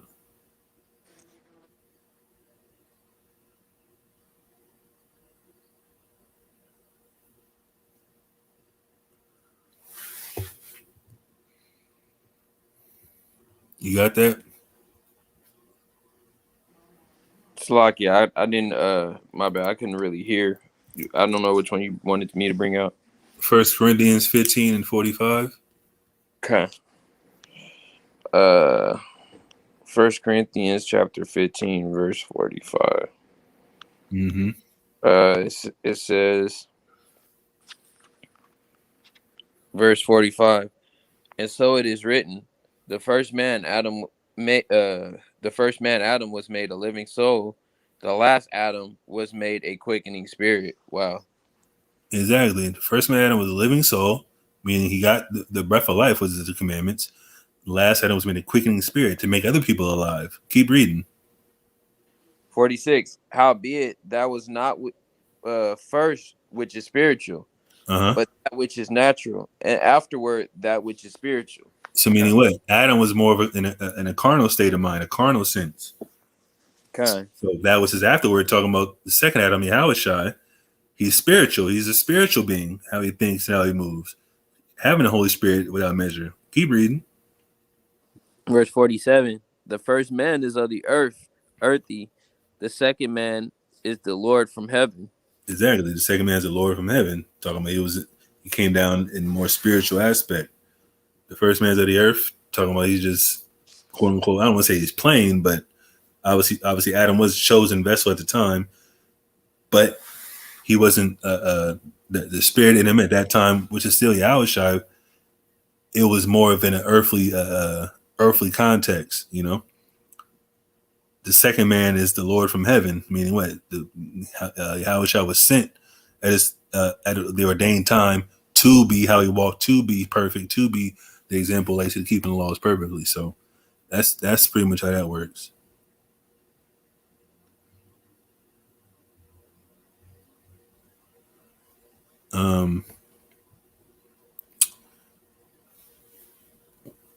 What chapter? 1 Corinthians 15:45? Or are you talking about 2nd Ezra 4:30?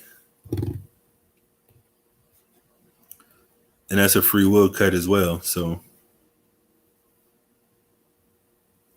can Masons be trusted? Are they good Masons? I assume so.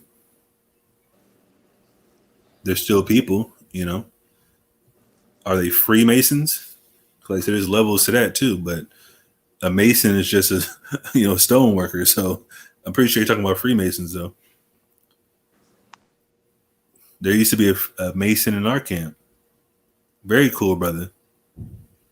Still cool with him to this day, you know. Every Mason or Freemason isn't on some, Illuminati, whatever, wicked stuff. You know, they're not like that. But like I said, the spirit gonna bear witness. You can use them for resources, whatever the case may be. I mean, of course you haven't met it. They're not gonna announce themselves as a Mason. They're gonna wear their memorabilia though. That's how you know. The skull, or not G and compass, the little G with the little symbol on it.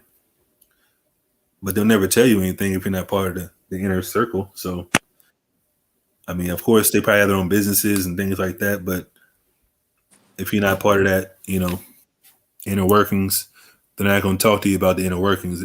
Business wise, I'm pretty sure they can tell you some things. But in reference to you trusting them, I mean, it's up to you. Like I said, you probably ran across them plenty of times. They just don't talk to you about nothing crazy because you're not in that realm. And all of them ain't even on that hype, like I said. They're not monitoring anybody. They don't have time for that. Trust me. The Masons aren't monitoring a single person. They're monitoring their own members. It's some Masons that don't even know about that type of stuff. That's what I'm saying. There's levels. There's like 30. Like there's 33 degrees, quote unquote, that they have to graduate to even learn about the truth.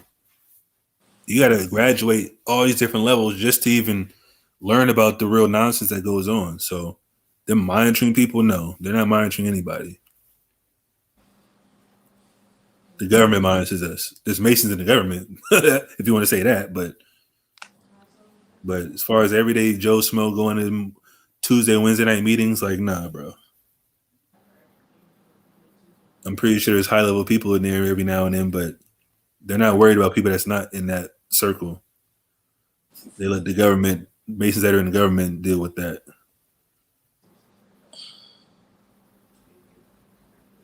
The eye of the pyramid, I mean, that's just symbolism. That don't really mean nothing. And they're studying the Bible just like we're studying the Bible. They don't know a damn thing about the Bible still. And that's a fact. But any other questions?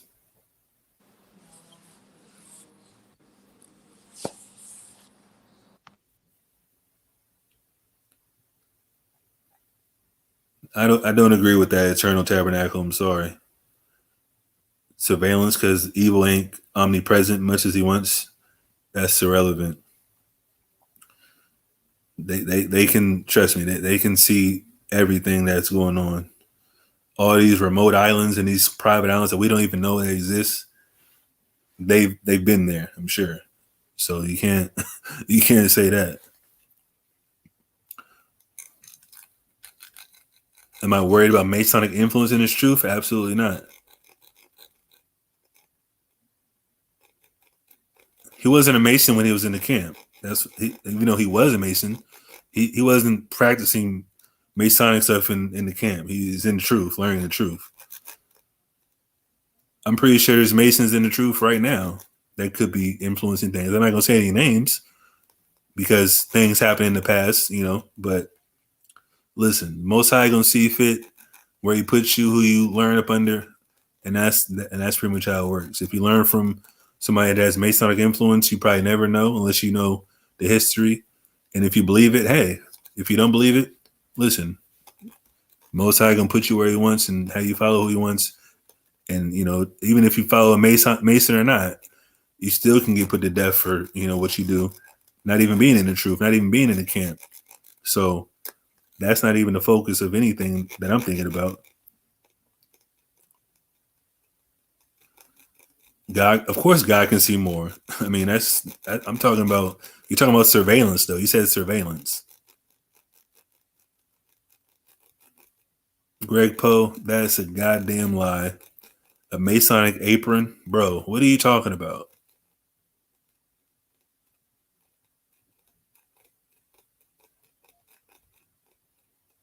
Greg Poe, what is a Masonic apron? Can you show me that? I can show you a Masonic apron because we don't have Masonic aprons. Deacon doesn't even wear. Show me Deacon with an apron on. Period. This guy's bugging the hell out.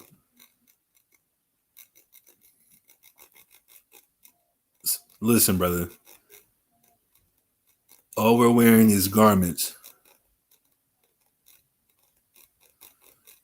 You're a Freemason. How do you find my channel? Ill dramatic. We're regurgitating false doctrine that's rooted in black supremacy. That's a lie. Because we believe Israelites can look like anybody. Israelites can look like Filipinos. Israelites can look like white people. Israelites can look like East Indian. So how is that black supremacy? Doesn't make any sense. It's rooted in the truth. We're not rooted in black supremacy because we believe the Hispanics and Native Americans are Israelites too. So are they black? You're Asian. What does that make you? What type of Asian? I don't know, Dante. That's what I'm saying. It's only 50 people watching. All of a sudden, there's a Freemason here. Like all of a sudden, we start talking about masonry. A Mason pops up. What the hell is this guy talking about?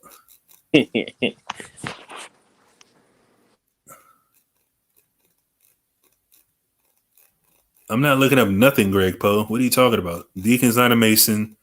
Nobody in the SICARII is a Mason. And if they try to go against the quote unquote truth that we believe in, we're going to talk to them about it. And if they don't agree, they can leave. They're not preaching no nonsense in this school that isn't sound, pretty much. Oh, you're Chinese, Iltramatic? Well, you'd be a Moabite. That's right. You'd be a heathen. You'd be considered a washpot, That's right. You will be going into slavery. You're officially a incest baby. That's right. You're a literal retard by scientific definition. Not even no funny stuff. You're literally scientifically retarded, man. You have Down syndrome. Of course, I'm enlightened, dramatic. You're a Moabite.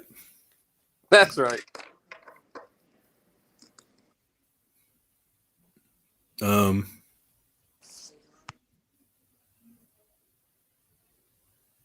Greg Poe, Send that picture to my Instagram, ayashawad7. And either way, whether he's wearing an apron or not, he's not a Freemason. So I don't know what you're talking about.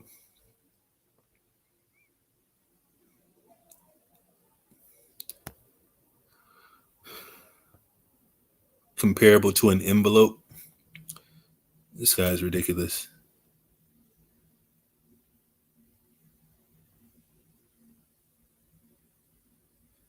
If they have influence on what's to come, can they filter out the real milk and give us watered down soy? Well, if that's the truth, how come nobody can, no pride involved, but how come nobody can defeat us in a debate if you don't have the real sincere milk and the truth in the school of SICARII? We debate anybody and everybody, but yet they can't confound or, get a point off, for the most part, the elders of the school, including Hassad. So this guy thinks because you wear an apron, you're a Mason. That's stupid. Gorilla Hebrews connected to bro. Gorilla people has connections to the Rosicrucians? Where? How? Listen, brother. I can wear an apron right now. Does that make me a Mason? Wearing an apron makes you a Mason. Is that what you're saying? Because there's a lot of people that wear aprons in the SICARII, and they're not Masons. Trust me. They have 9-to-5 jobs, struggling every day to pay their bills, having kids, having health problems, things like that. All that type of stuff.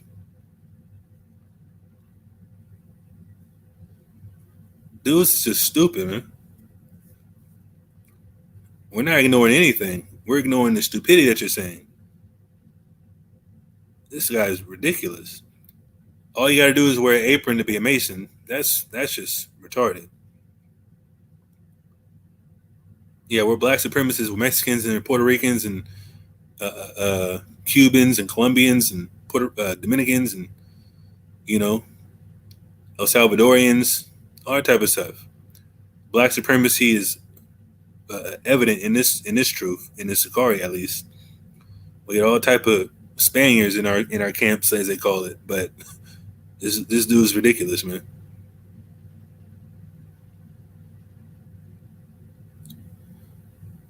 Bring it out, Kashab. You wear the apron and your Mason neighbors don't even want to talk to you. So how's that work? Shouldn't they greet you with open arms? Shouldn't they bring you into the Masonic building that they have? I know it's true. What do you mean, Il Dramatic? Il Dramatic, do you own any nail salons? Do you own any spas?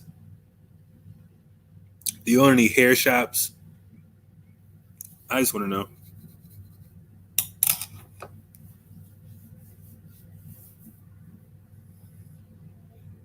Any beauty supply stores? That's what I meant to say. Not hair shops, beauty supply stores. I'm waiting for this guy to send me a picture of Deacon in a Masonic apron.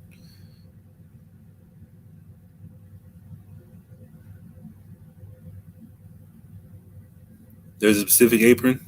Well, show me the specific apron. Do a side by side with Deacon in a Masonic apron just so I can make sure. Maybe I'm blind. Maybe I haven't seen it. Who knows?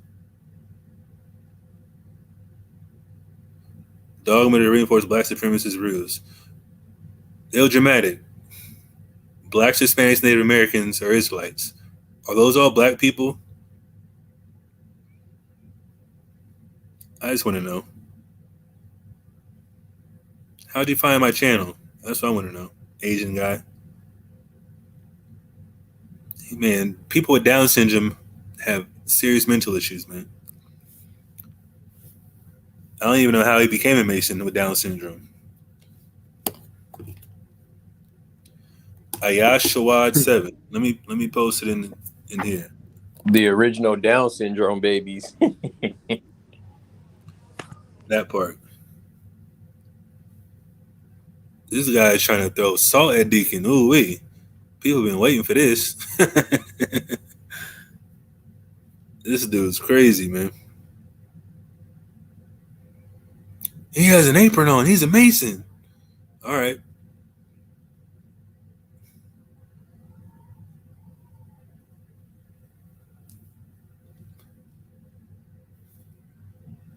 This is just funny to me. Freemasonry derived from Egyptian mystery schools. That is a, this dude doesn't know a damn thing. You're not Hebrew. That's Christian brainwashing. Christians don't believe anybody's a Hebrew. What are you talking about? This dude is just stupid. He's Asian. I gotta remind myself, this dude's a literal incest baby that's retarded by scientific definition.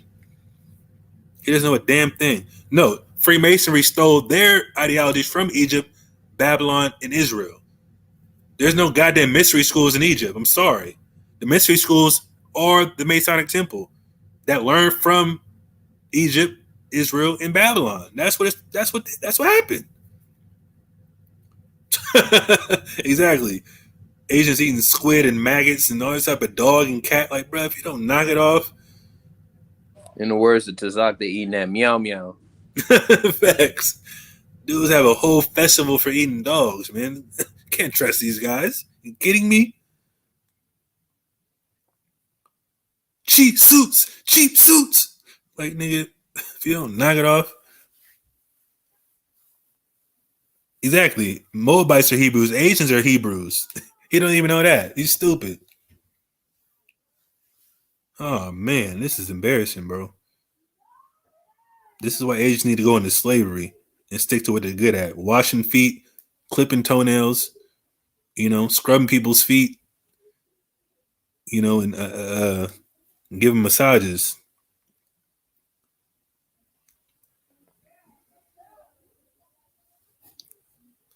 And you can make some chicken fried rice, man.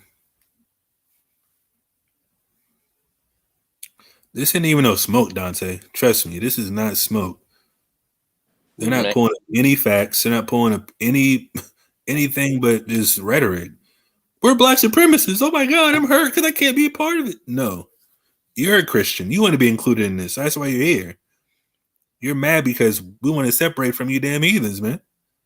Man, and that's a fact. You're mad because we want to be separate from these damn dog eaters, man.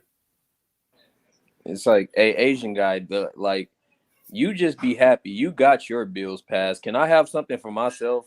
Like, Yeah, man. Go back to China, man. Be a king over there, man. Even though y'all look the same, go be a triad or something, man. There's Freemasons over there too. So I mean, that's not really a good question. Eternal Tabernacle, because Freemasonry isn't exclusive to one race. There's Freemasons in all countries and everybody else. So he can easily be a Mason. I'm not saying he's not a Mason. He's just a dumbass Asian, though. that's right. That's right. Yeah, exactly, Rapal. He's emotional as hell. That's all he keeps saying. You're black supremacists. How? Blacks, Hispanics, Native Americans on this side of the earth are Israelites. And whoever's scattered abroad could be an Israelite. There's Israelites in Afghanistan. There's Israelites in Egypt. Israelites in Ethiopia. Israelites in Europe, all over the place. So these guys is butthurt, man.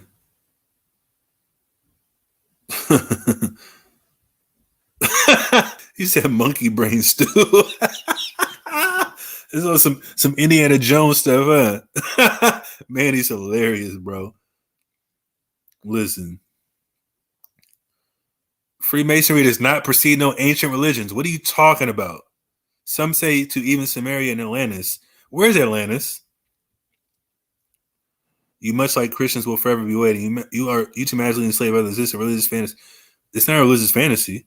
Slavery happens all over the earth. That's right. What are you talking about? This dude's retarded. Like he's literally retarded. He's proven himself. Why he really? Show me where Atlantis is, please, on a map, please.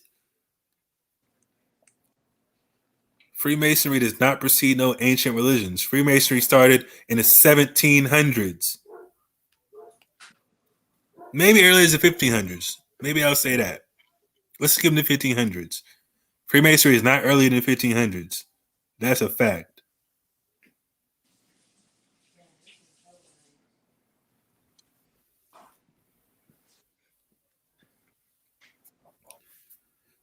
Can't let no goddamn Asian get on my live and try to school me on some history. That's stupid.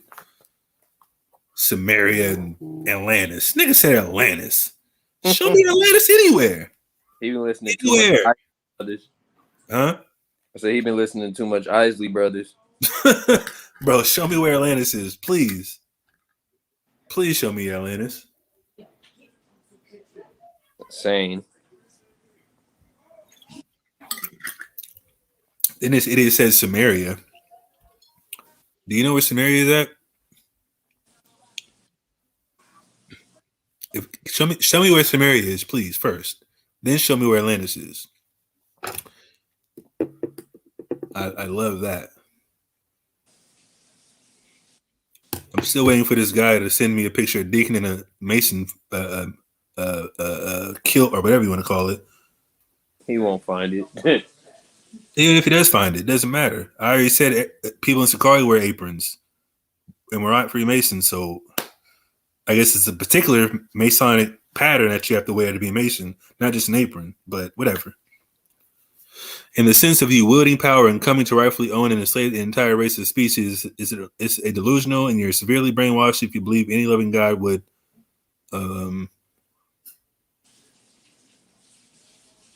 Well, isn't that what white people did right now? Like literally wielding power and enslaving entire species?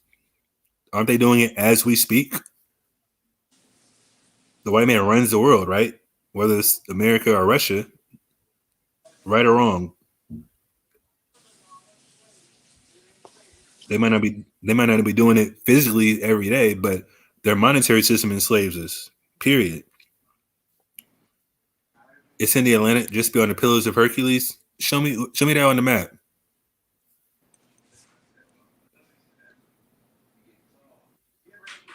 Oh, this dude got a private IG page trying to send me a picture of Deacon. That's not gonna work.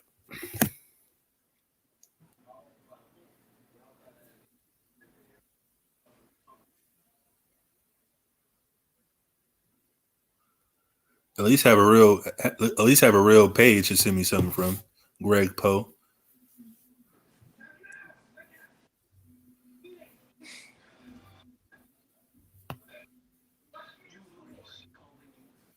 Buddy has 0 followers, 0 posts, 0 hold on, is this him? He probably restricted you or something. Nah, he has a fake page, that's all. This nigga sent me let me show you what he sent me, bro. Where's the Deacon at right here? Bro, do you see this? This is IUIC. Yeah, that's not. This isn't the SICARII. I'm sorry. Nowhere close to this. Listen, IUIC has this, and I can't speak for IUIC, but this is IUIC in these pictures. So show me Deacon in this, though. Show me Deacon in this. That's what I thought you were sending me. What's this about?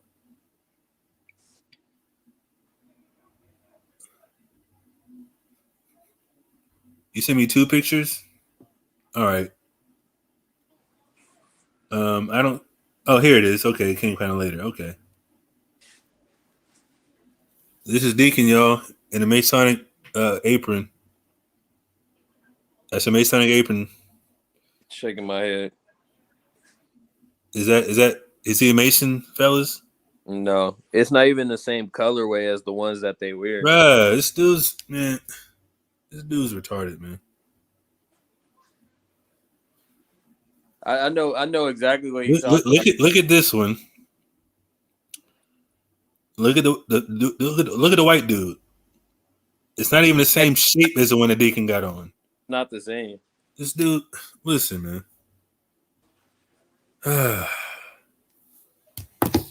Wah, wah, wah. All right, man. Anyways. He tried it.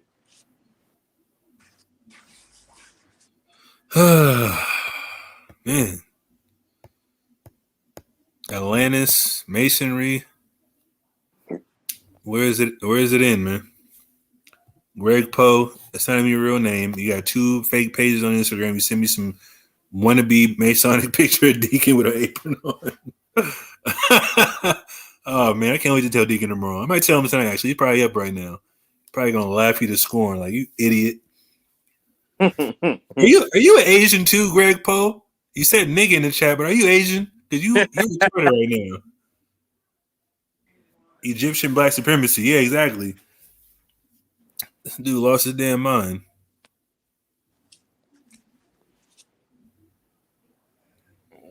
Oh, the Asian trying to spit some Bible to us. That's terrible. Oh my goodness. That's terrible. Oh man.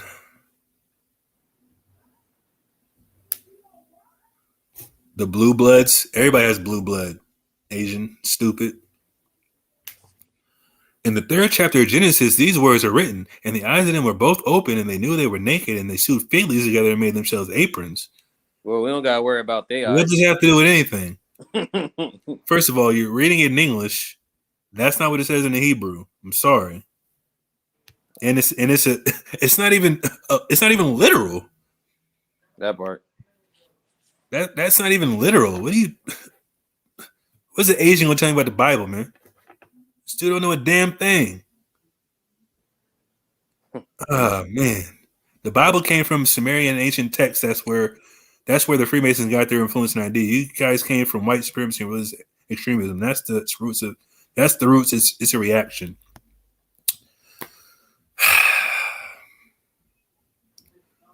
Sumerian ancient texts? What ancient texts? Can you show me the Bible in ancient text that's not written in Hebrew? Because that's all I see. The Bible's written in Hebrew, that's for sure.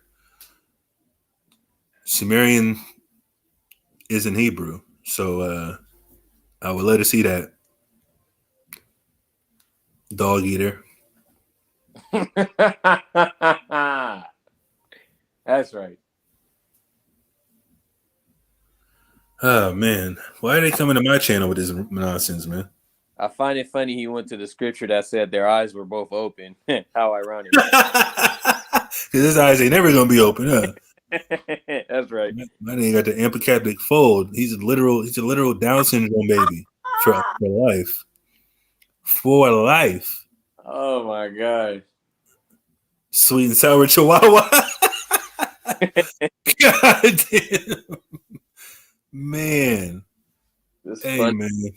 Being Asians, man. Asians hate black people, that's for sure. Oh man, that's crazy. This nigga said the Bible came from Sumerian ancient texts. I would love to see it. Give me a source, please. Because the Sumerians didn't speak Hebrew. The Bible also was written by, in all probability, a white man. You know that, right? 3rd chapter, 3rd degree. Is this what the Freemasons taught you? Because this is stupidity. That part. The Bible was written by no white man. You know why? White people are in the Bible right now, but they didn't write it. Black people wrote it. There's white people in the Bible, like I said, but they didn't write the Bible. No, I'm not giving no Asian man no link. I don't want to hear that ching dang dum dum. Nigga, that's right. You know, knock it off. It's gonna smell Sumerian tablets. Show me the Sumerian tablets have the Bible written in it. Please. The Thoth tablets. What, man? Let me look that up. Actually, let me just look that up. I've heard of the Sumerian tablets before. Let me look up the Thoth tablets. The Thoth tablets. Oh my God. The Emerald tablets? Are you kidding me?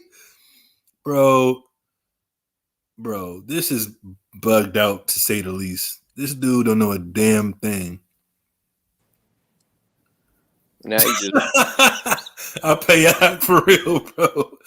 Watching David Icke videos eating spiders. David Icke is an agent for sure, but that's a cracker. I ain't watching his videos. Where is it at? Oh, here you go. Let's see what he's talking about. The Thoth tablets. Bro, the Emerald tablets of Thoth, the Atlantean. Bro, are you kidding me? Most ancient spiritual texts are of unknown or uncertain origin, but few are as deeply shrouded in myth, legend, and mystery as the emerald tablets of the Thoth, the Atlantean, and a closely associated and more well-known emerald tablet attributed to Hermes. Let me see. Sure. What does it say? Attributed to Hermes Trismegistus. In his book, Bart Marshall, a renowned translator of many Asian and Christian texts, present those valuable teachings in poetic and easily readable form. Scholars speak of the Emerald Tablet as one of the most mysterious documents ever put before the man of eyes and describe it as everything from a succinct summary of Neoplatonic philosophy to an extraterrestrial artifact and sage. Or excuse me, to an extraterrestrial artifact to a gift from Atlantis. The tablet is attributed to the legendary figure of Hermes Trismegistus, said to be an ancient philosopher, healer, and sage. References to Trismegistus can be found in the Renaissance, Christian, Islamic, Roman, and Greek literature, and the tablet appears and disappears across the ancient world before and after the birth of Christ. Spiritually, the Emerald Tablet and the Emerald Tablets of Thoth are closely related to alchemy and are said to reveal the secrets of creating the Philosopher's Stone.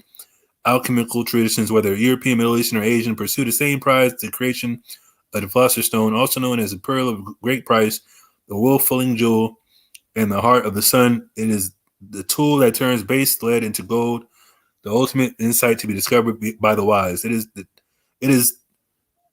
that the alchemical process in an allegory of spiritual development, outlining inescapable psychological steps one must pass through to reach self-realization. It is the ultimate transmutation, turning the base lead of ego into the gold of enlightenment through a process of destruction and refinement.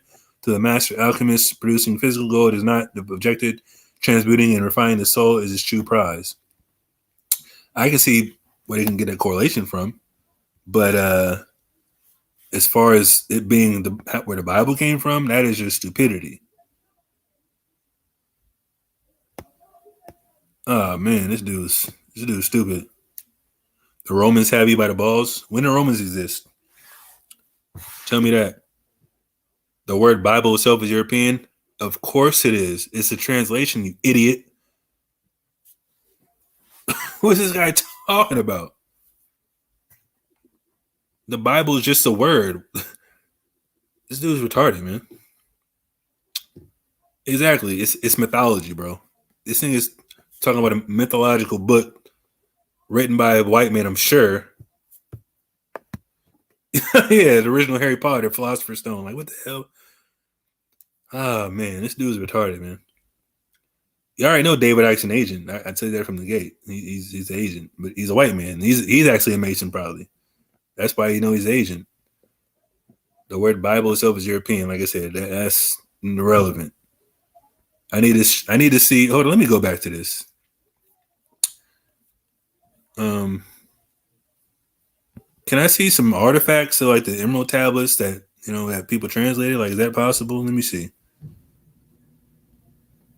Is this it? Like, just one long ass stone? Like,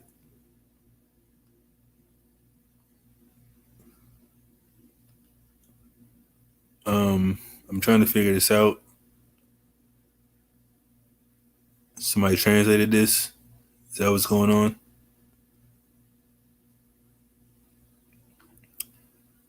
Is this it? Just one tablet? Like, I mean,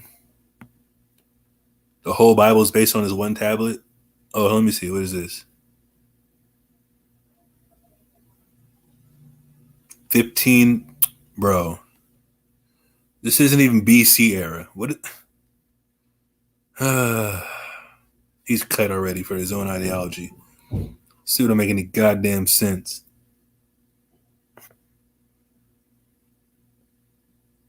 I can barely read. I'm reading everything that I'm reading perfectly fine. I know I can read that you're a damn Asian. You're retarded.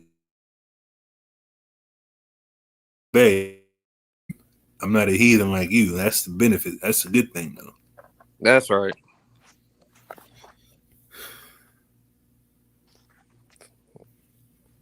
He's a fish head.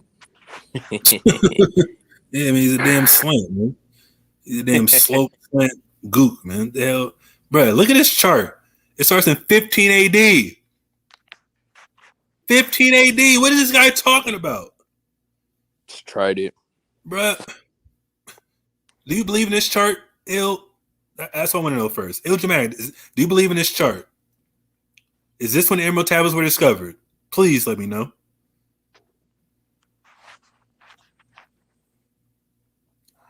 Man, let me see if I can zoom in on this, because this is... He just butchered this whole argument with this. Look at this idiot. Man, how do I get to that?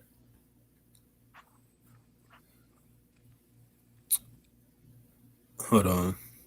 I just need to know if he agrees with this. Do you agree with these dates?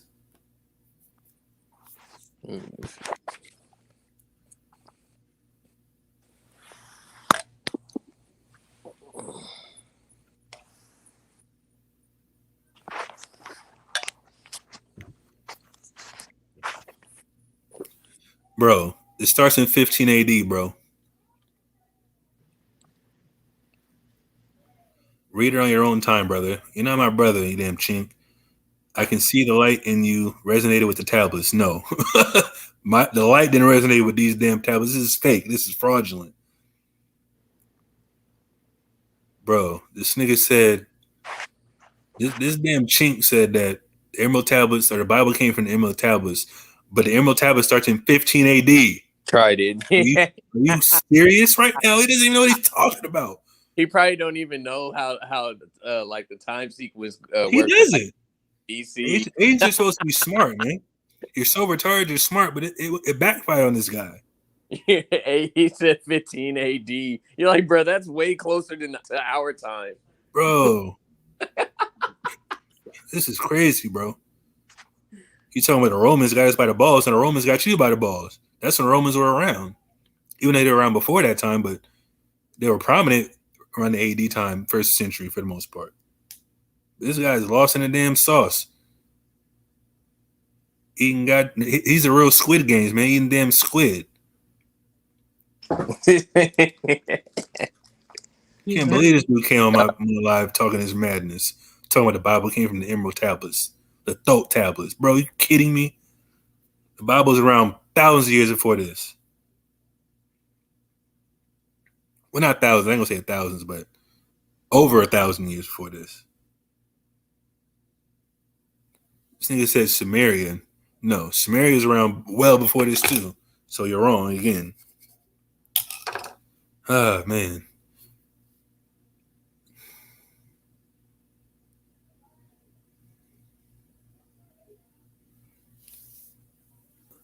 Where'd the Asian go, man? Show me where Atlantis is. Let me look up Atlantis now, actually. Let me look that up. Ancient city of Atlantis. Atlantis by Hercule. What is that? What did he say? Let me scroll up, actually. Hold on. Let me see something. Because he said some nonsense. I asked him where Atlantis was. Let me see what he put.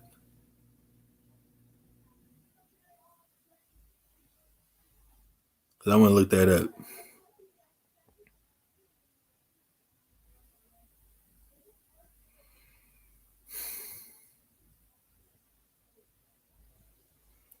This nigga tried to go to Genesis on me, bro. Like he had something. It's crazy. Greg Poe disappeared. He's a retard, too. Atlantic just beyond the Pillars of Hercules. Okay, let's go here. Beyond the Pillars. Oh, it came up automatically. Okay. Atlantis. Where can I look this up on the map? These are all fake images. You kidding me? Ah, jeez. This is crazy, man. Bro. Look at this, bro. Atlantis is South America? Bro. Man, I can't do it, bro. I can't do this. Niggas is fucking retarded, bro. Where's Atlantis at, man? I'm looking for a map, please. Like, what is this? Is this it?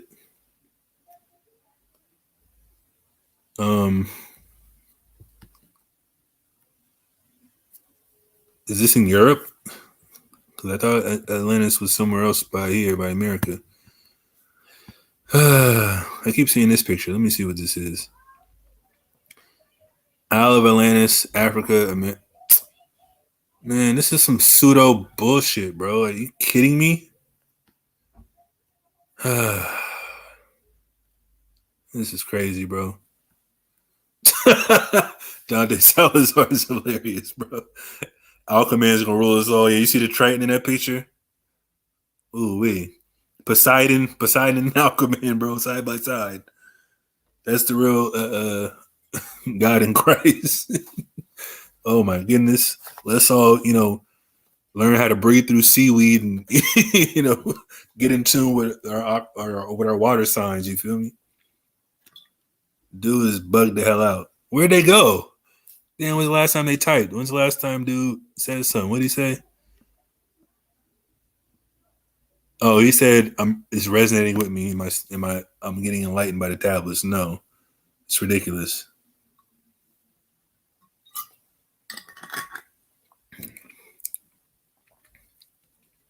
Yeah, I know they ran off. I'm gonna stop sharing this garbage. And damn goop that's a Mason believes in Atlantis. It's crazy, man. That made no sense.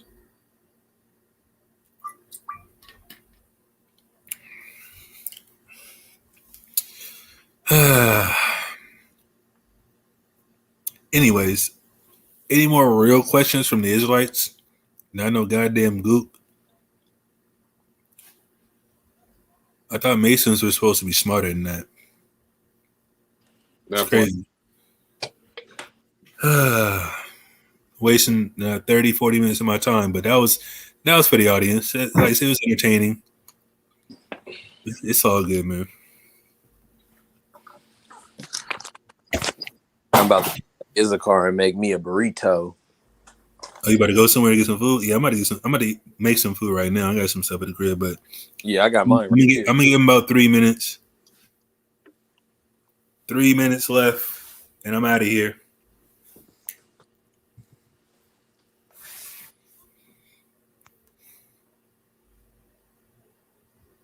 All right, Dante. Oh yeah, man. Dude came in here and showed himself to be a fool. Greg Poe and the other dude. So it ain't even. It's all praise to the Most High, right, ball. You got some entertainment tonight.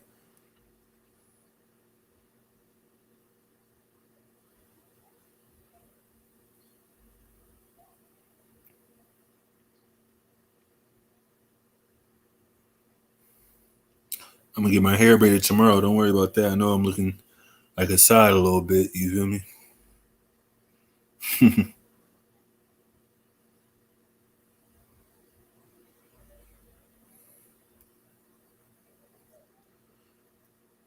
I'm having trouble telling the difference between the elect 144 and 1/3.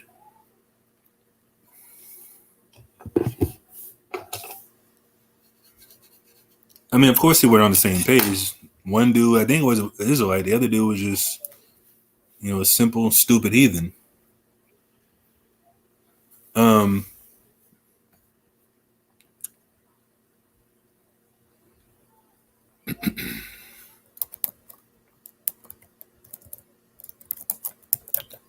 Let me see what I can go to.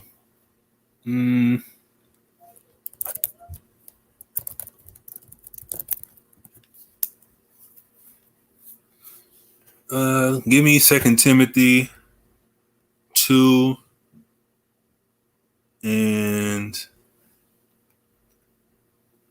2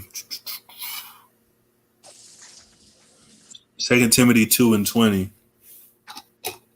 The book of 2 Timothy, chapter 2, verse 20. But in a great house there are not only vessels of gold and of silver, but also of wood and of earth, and some to honor and some to dishonor. Talking about us for the most part. In the great house, talking about what? The kingdom, or excuse me, not necessarily the kingdom, but it's the nation of Israel. Gold, silver, wood, and earth. So there's levels to righteousness, levels to the elect. Like I said, just like the temple is built. Let me matter of fact, I'm over here already. Hold on. Yeah, let me show you this actually.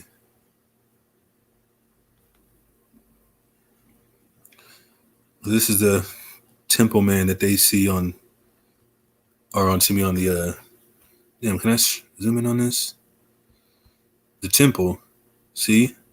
The Holy of Holies, the holy place, but there's a Holy of Holies. So this is representing what? The whole nation of Israel as a man, but the Holy of Holies is the elect. The holy place is in the rest of Israel. So the elect is the 1/3. Let me get a Zechariah actually. Zechariah 13. Zechariah 13. Let me get to it real quick.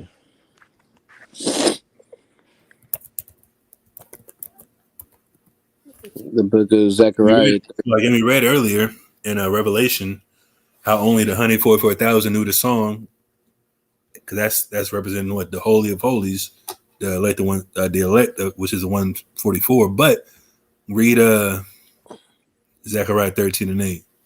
Zechariah chapter 13, verse 8. And it shall come to pass that in all the land, saith Yahweh, 2 parts therein shall be cut off and die. But the Exactly. 2 parts are in. 2 parts, what? 2 divided in 3 is 666, 66.6%. Talking about what? When you get to Revelation, the people that are going to be conformed to the image of the beast, the 1/3, including the 144,000, the elect, is going to be conformed to the image of Yahweh Shai. The 144 is going to be the government of Israel. The 1/3 are going to be the first part of the first fruits, along with the elect.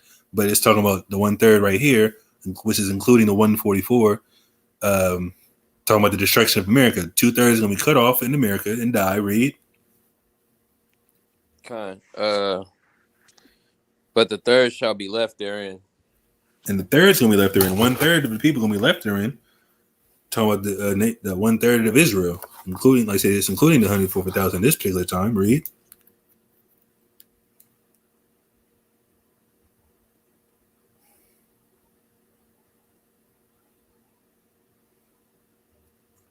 Hello? I can hear you. Did you say read? Yeah, keep going. Okay, Slakia. Verse 9. And I will bring the third part through the fire, and will refine them as silver is refined, and will try them as gold is tried. They shall call on my name, and I will hear them. I will say, it is my people, and they shall say, Yahweh is my God. Exactly. The 1/3 is still part of the 144,000 is still part of the 1/3, but the 1/3 in totality are people that are still holy as well. You know, the 144 are part of the 1/3. That's what I just said. But the 1/3 aren't 144,000 because 1/3 include women as well. Like I said, so 144,000 are all men. But yeah, Shalom, wrap up. No problem. All praise to the Most High. But yeah, y'all got about 1 more minute to ask a question before I get up out of here. Brothers is hungry. I still got to edit more videos because I ain't edited videos in a while. We had some issues with strikes on our channel, but that'll be coming very soon this week. I'm gonna pump them out. I had a lot of footage from last week that I can split up in different videos, but y'all gonna enjoy it.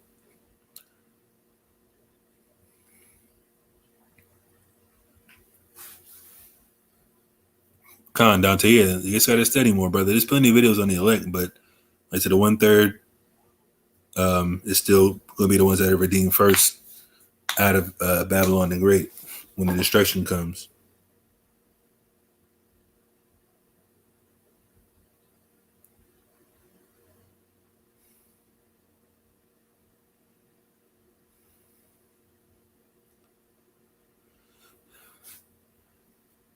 Go to Revelation 7 real quick. The book of Revelation, chapter 7. Start verse 4. And I heard the number of them which were sealed, And there were still 144,000 of There's all still the tribes 144,000. Read. of all the tribes of the children of Israel. Of all the tribes of the children of Israel. Plain and simple. The 144,000. And then read. In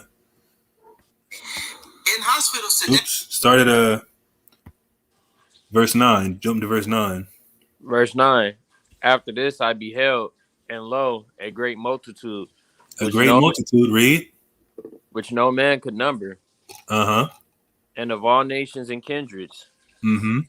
And people and tongues stood before the throne. And before the Lamb, clothed with white robes and palms in their hands. Exactly. So this is talking about the 1/3 right here. The 144,000 are men. The elect, the 12,000 of each tribe, the government of Israel. And the 1/3 is the innumerable multitude that comes with them. So it's the separation right then and there. The 1/3, our mission of Revelation is right there, though, you know.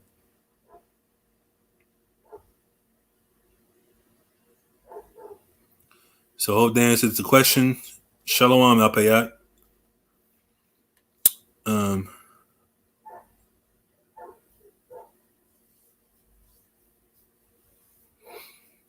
But yeah, Khan, Dante, appreciate your time. Dwight for tuning in. Yeah, the 1/3 is Revelation 7 and 9. Because this is after the destruction of Babylon.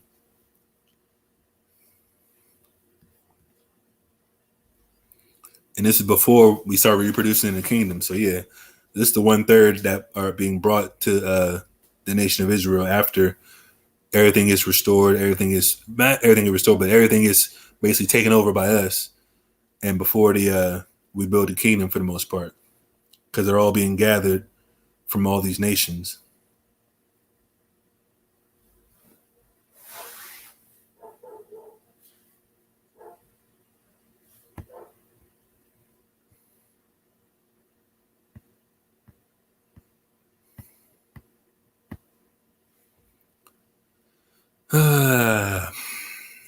Anything else? Brothers is ready to skedaddle. We gonna close out, man. Y'all got 1 minute. Oh yeah. Meanwhile, let me stop sharing my screen. Oh no, I don't want to do that. If y'all need any merch, Cherry Away merch, got the tassels on, matching tassels. You feel me? The fire colorway. Holla at me. That's right. The Cherry Away on Instagram. Let me see. Let me put it in the chat.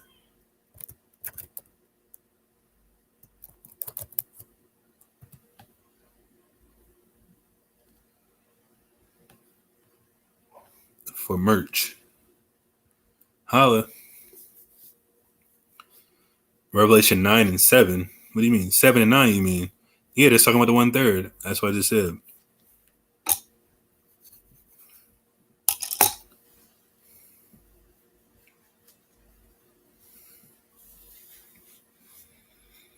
But yeah, y'all got about 40 seconds.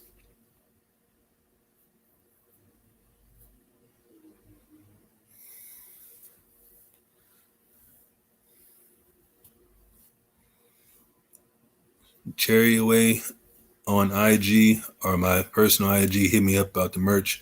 We got tassels. This is just one colorway, you know, the tie-dye with the fire red tassels. Easy. Had to represent one time. But yeah, we gonna close out. Throw out our Eternal Tabernacle. But we're gonna close out, like I said, give all praise, honor, and glory to Yahweh by Shem HaMashiach Yahushai. The water for tuning in. It was entertaining at the end, but yeah, we all here for edification and bring up the nation of Israel. If you're interested in joining the SICARII, hit up the email. I'm gonna put that in the chat now. And then y'all can go from there, man. Shalom. Shalom.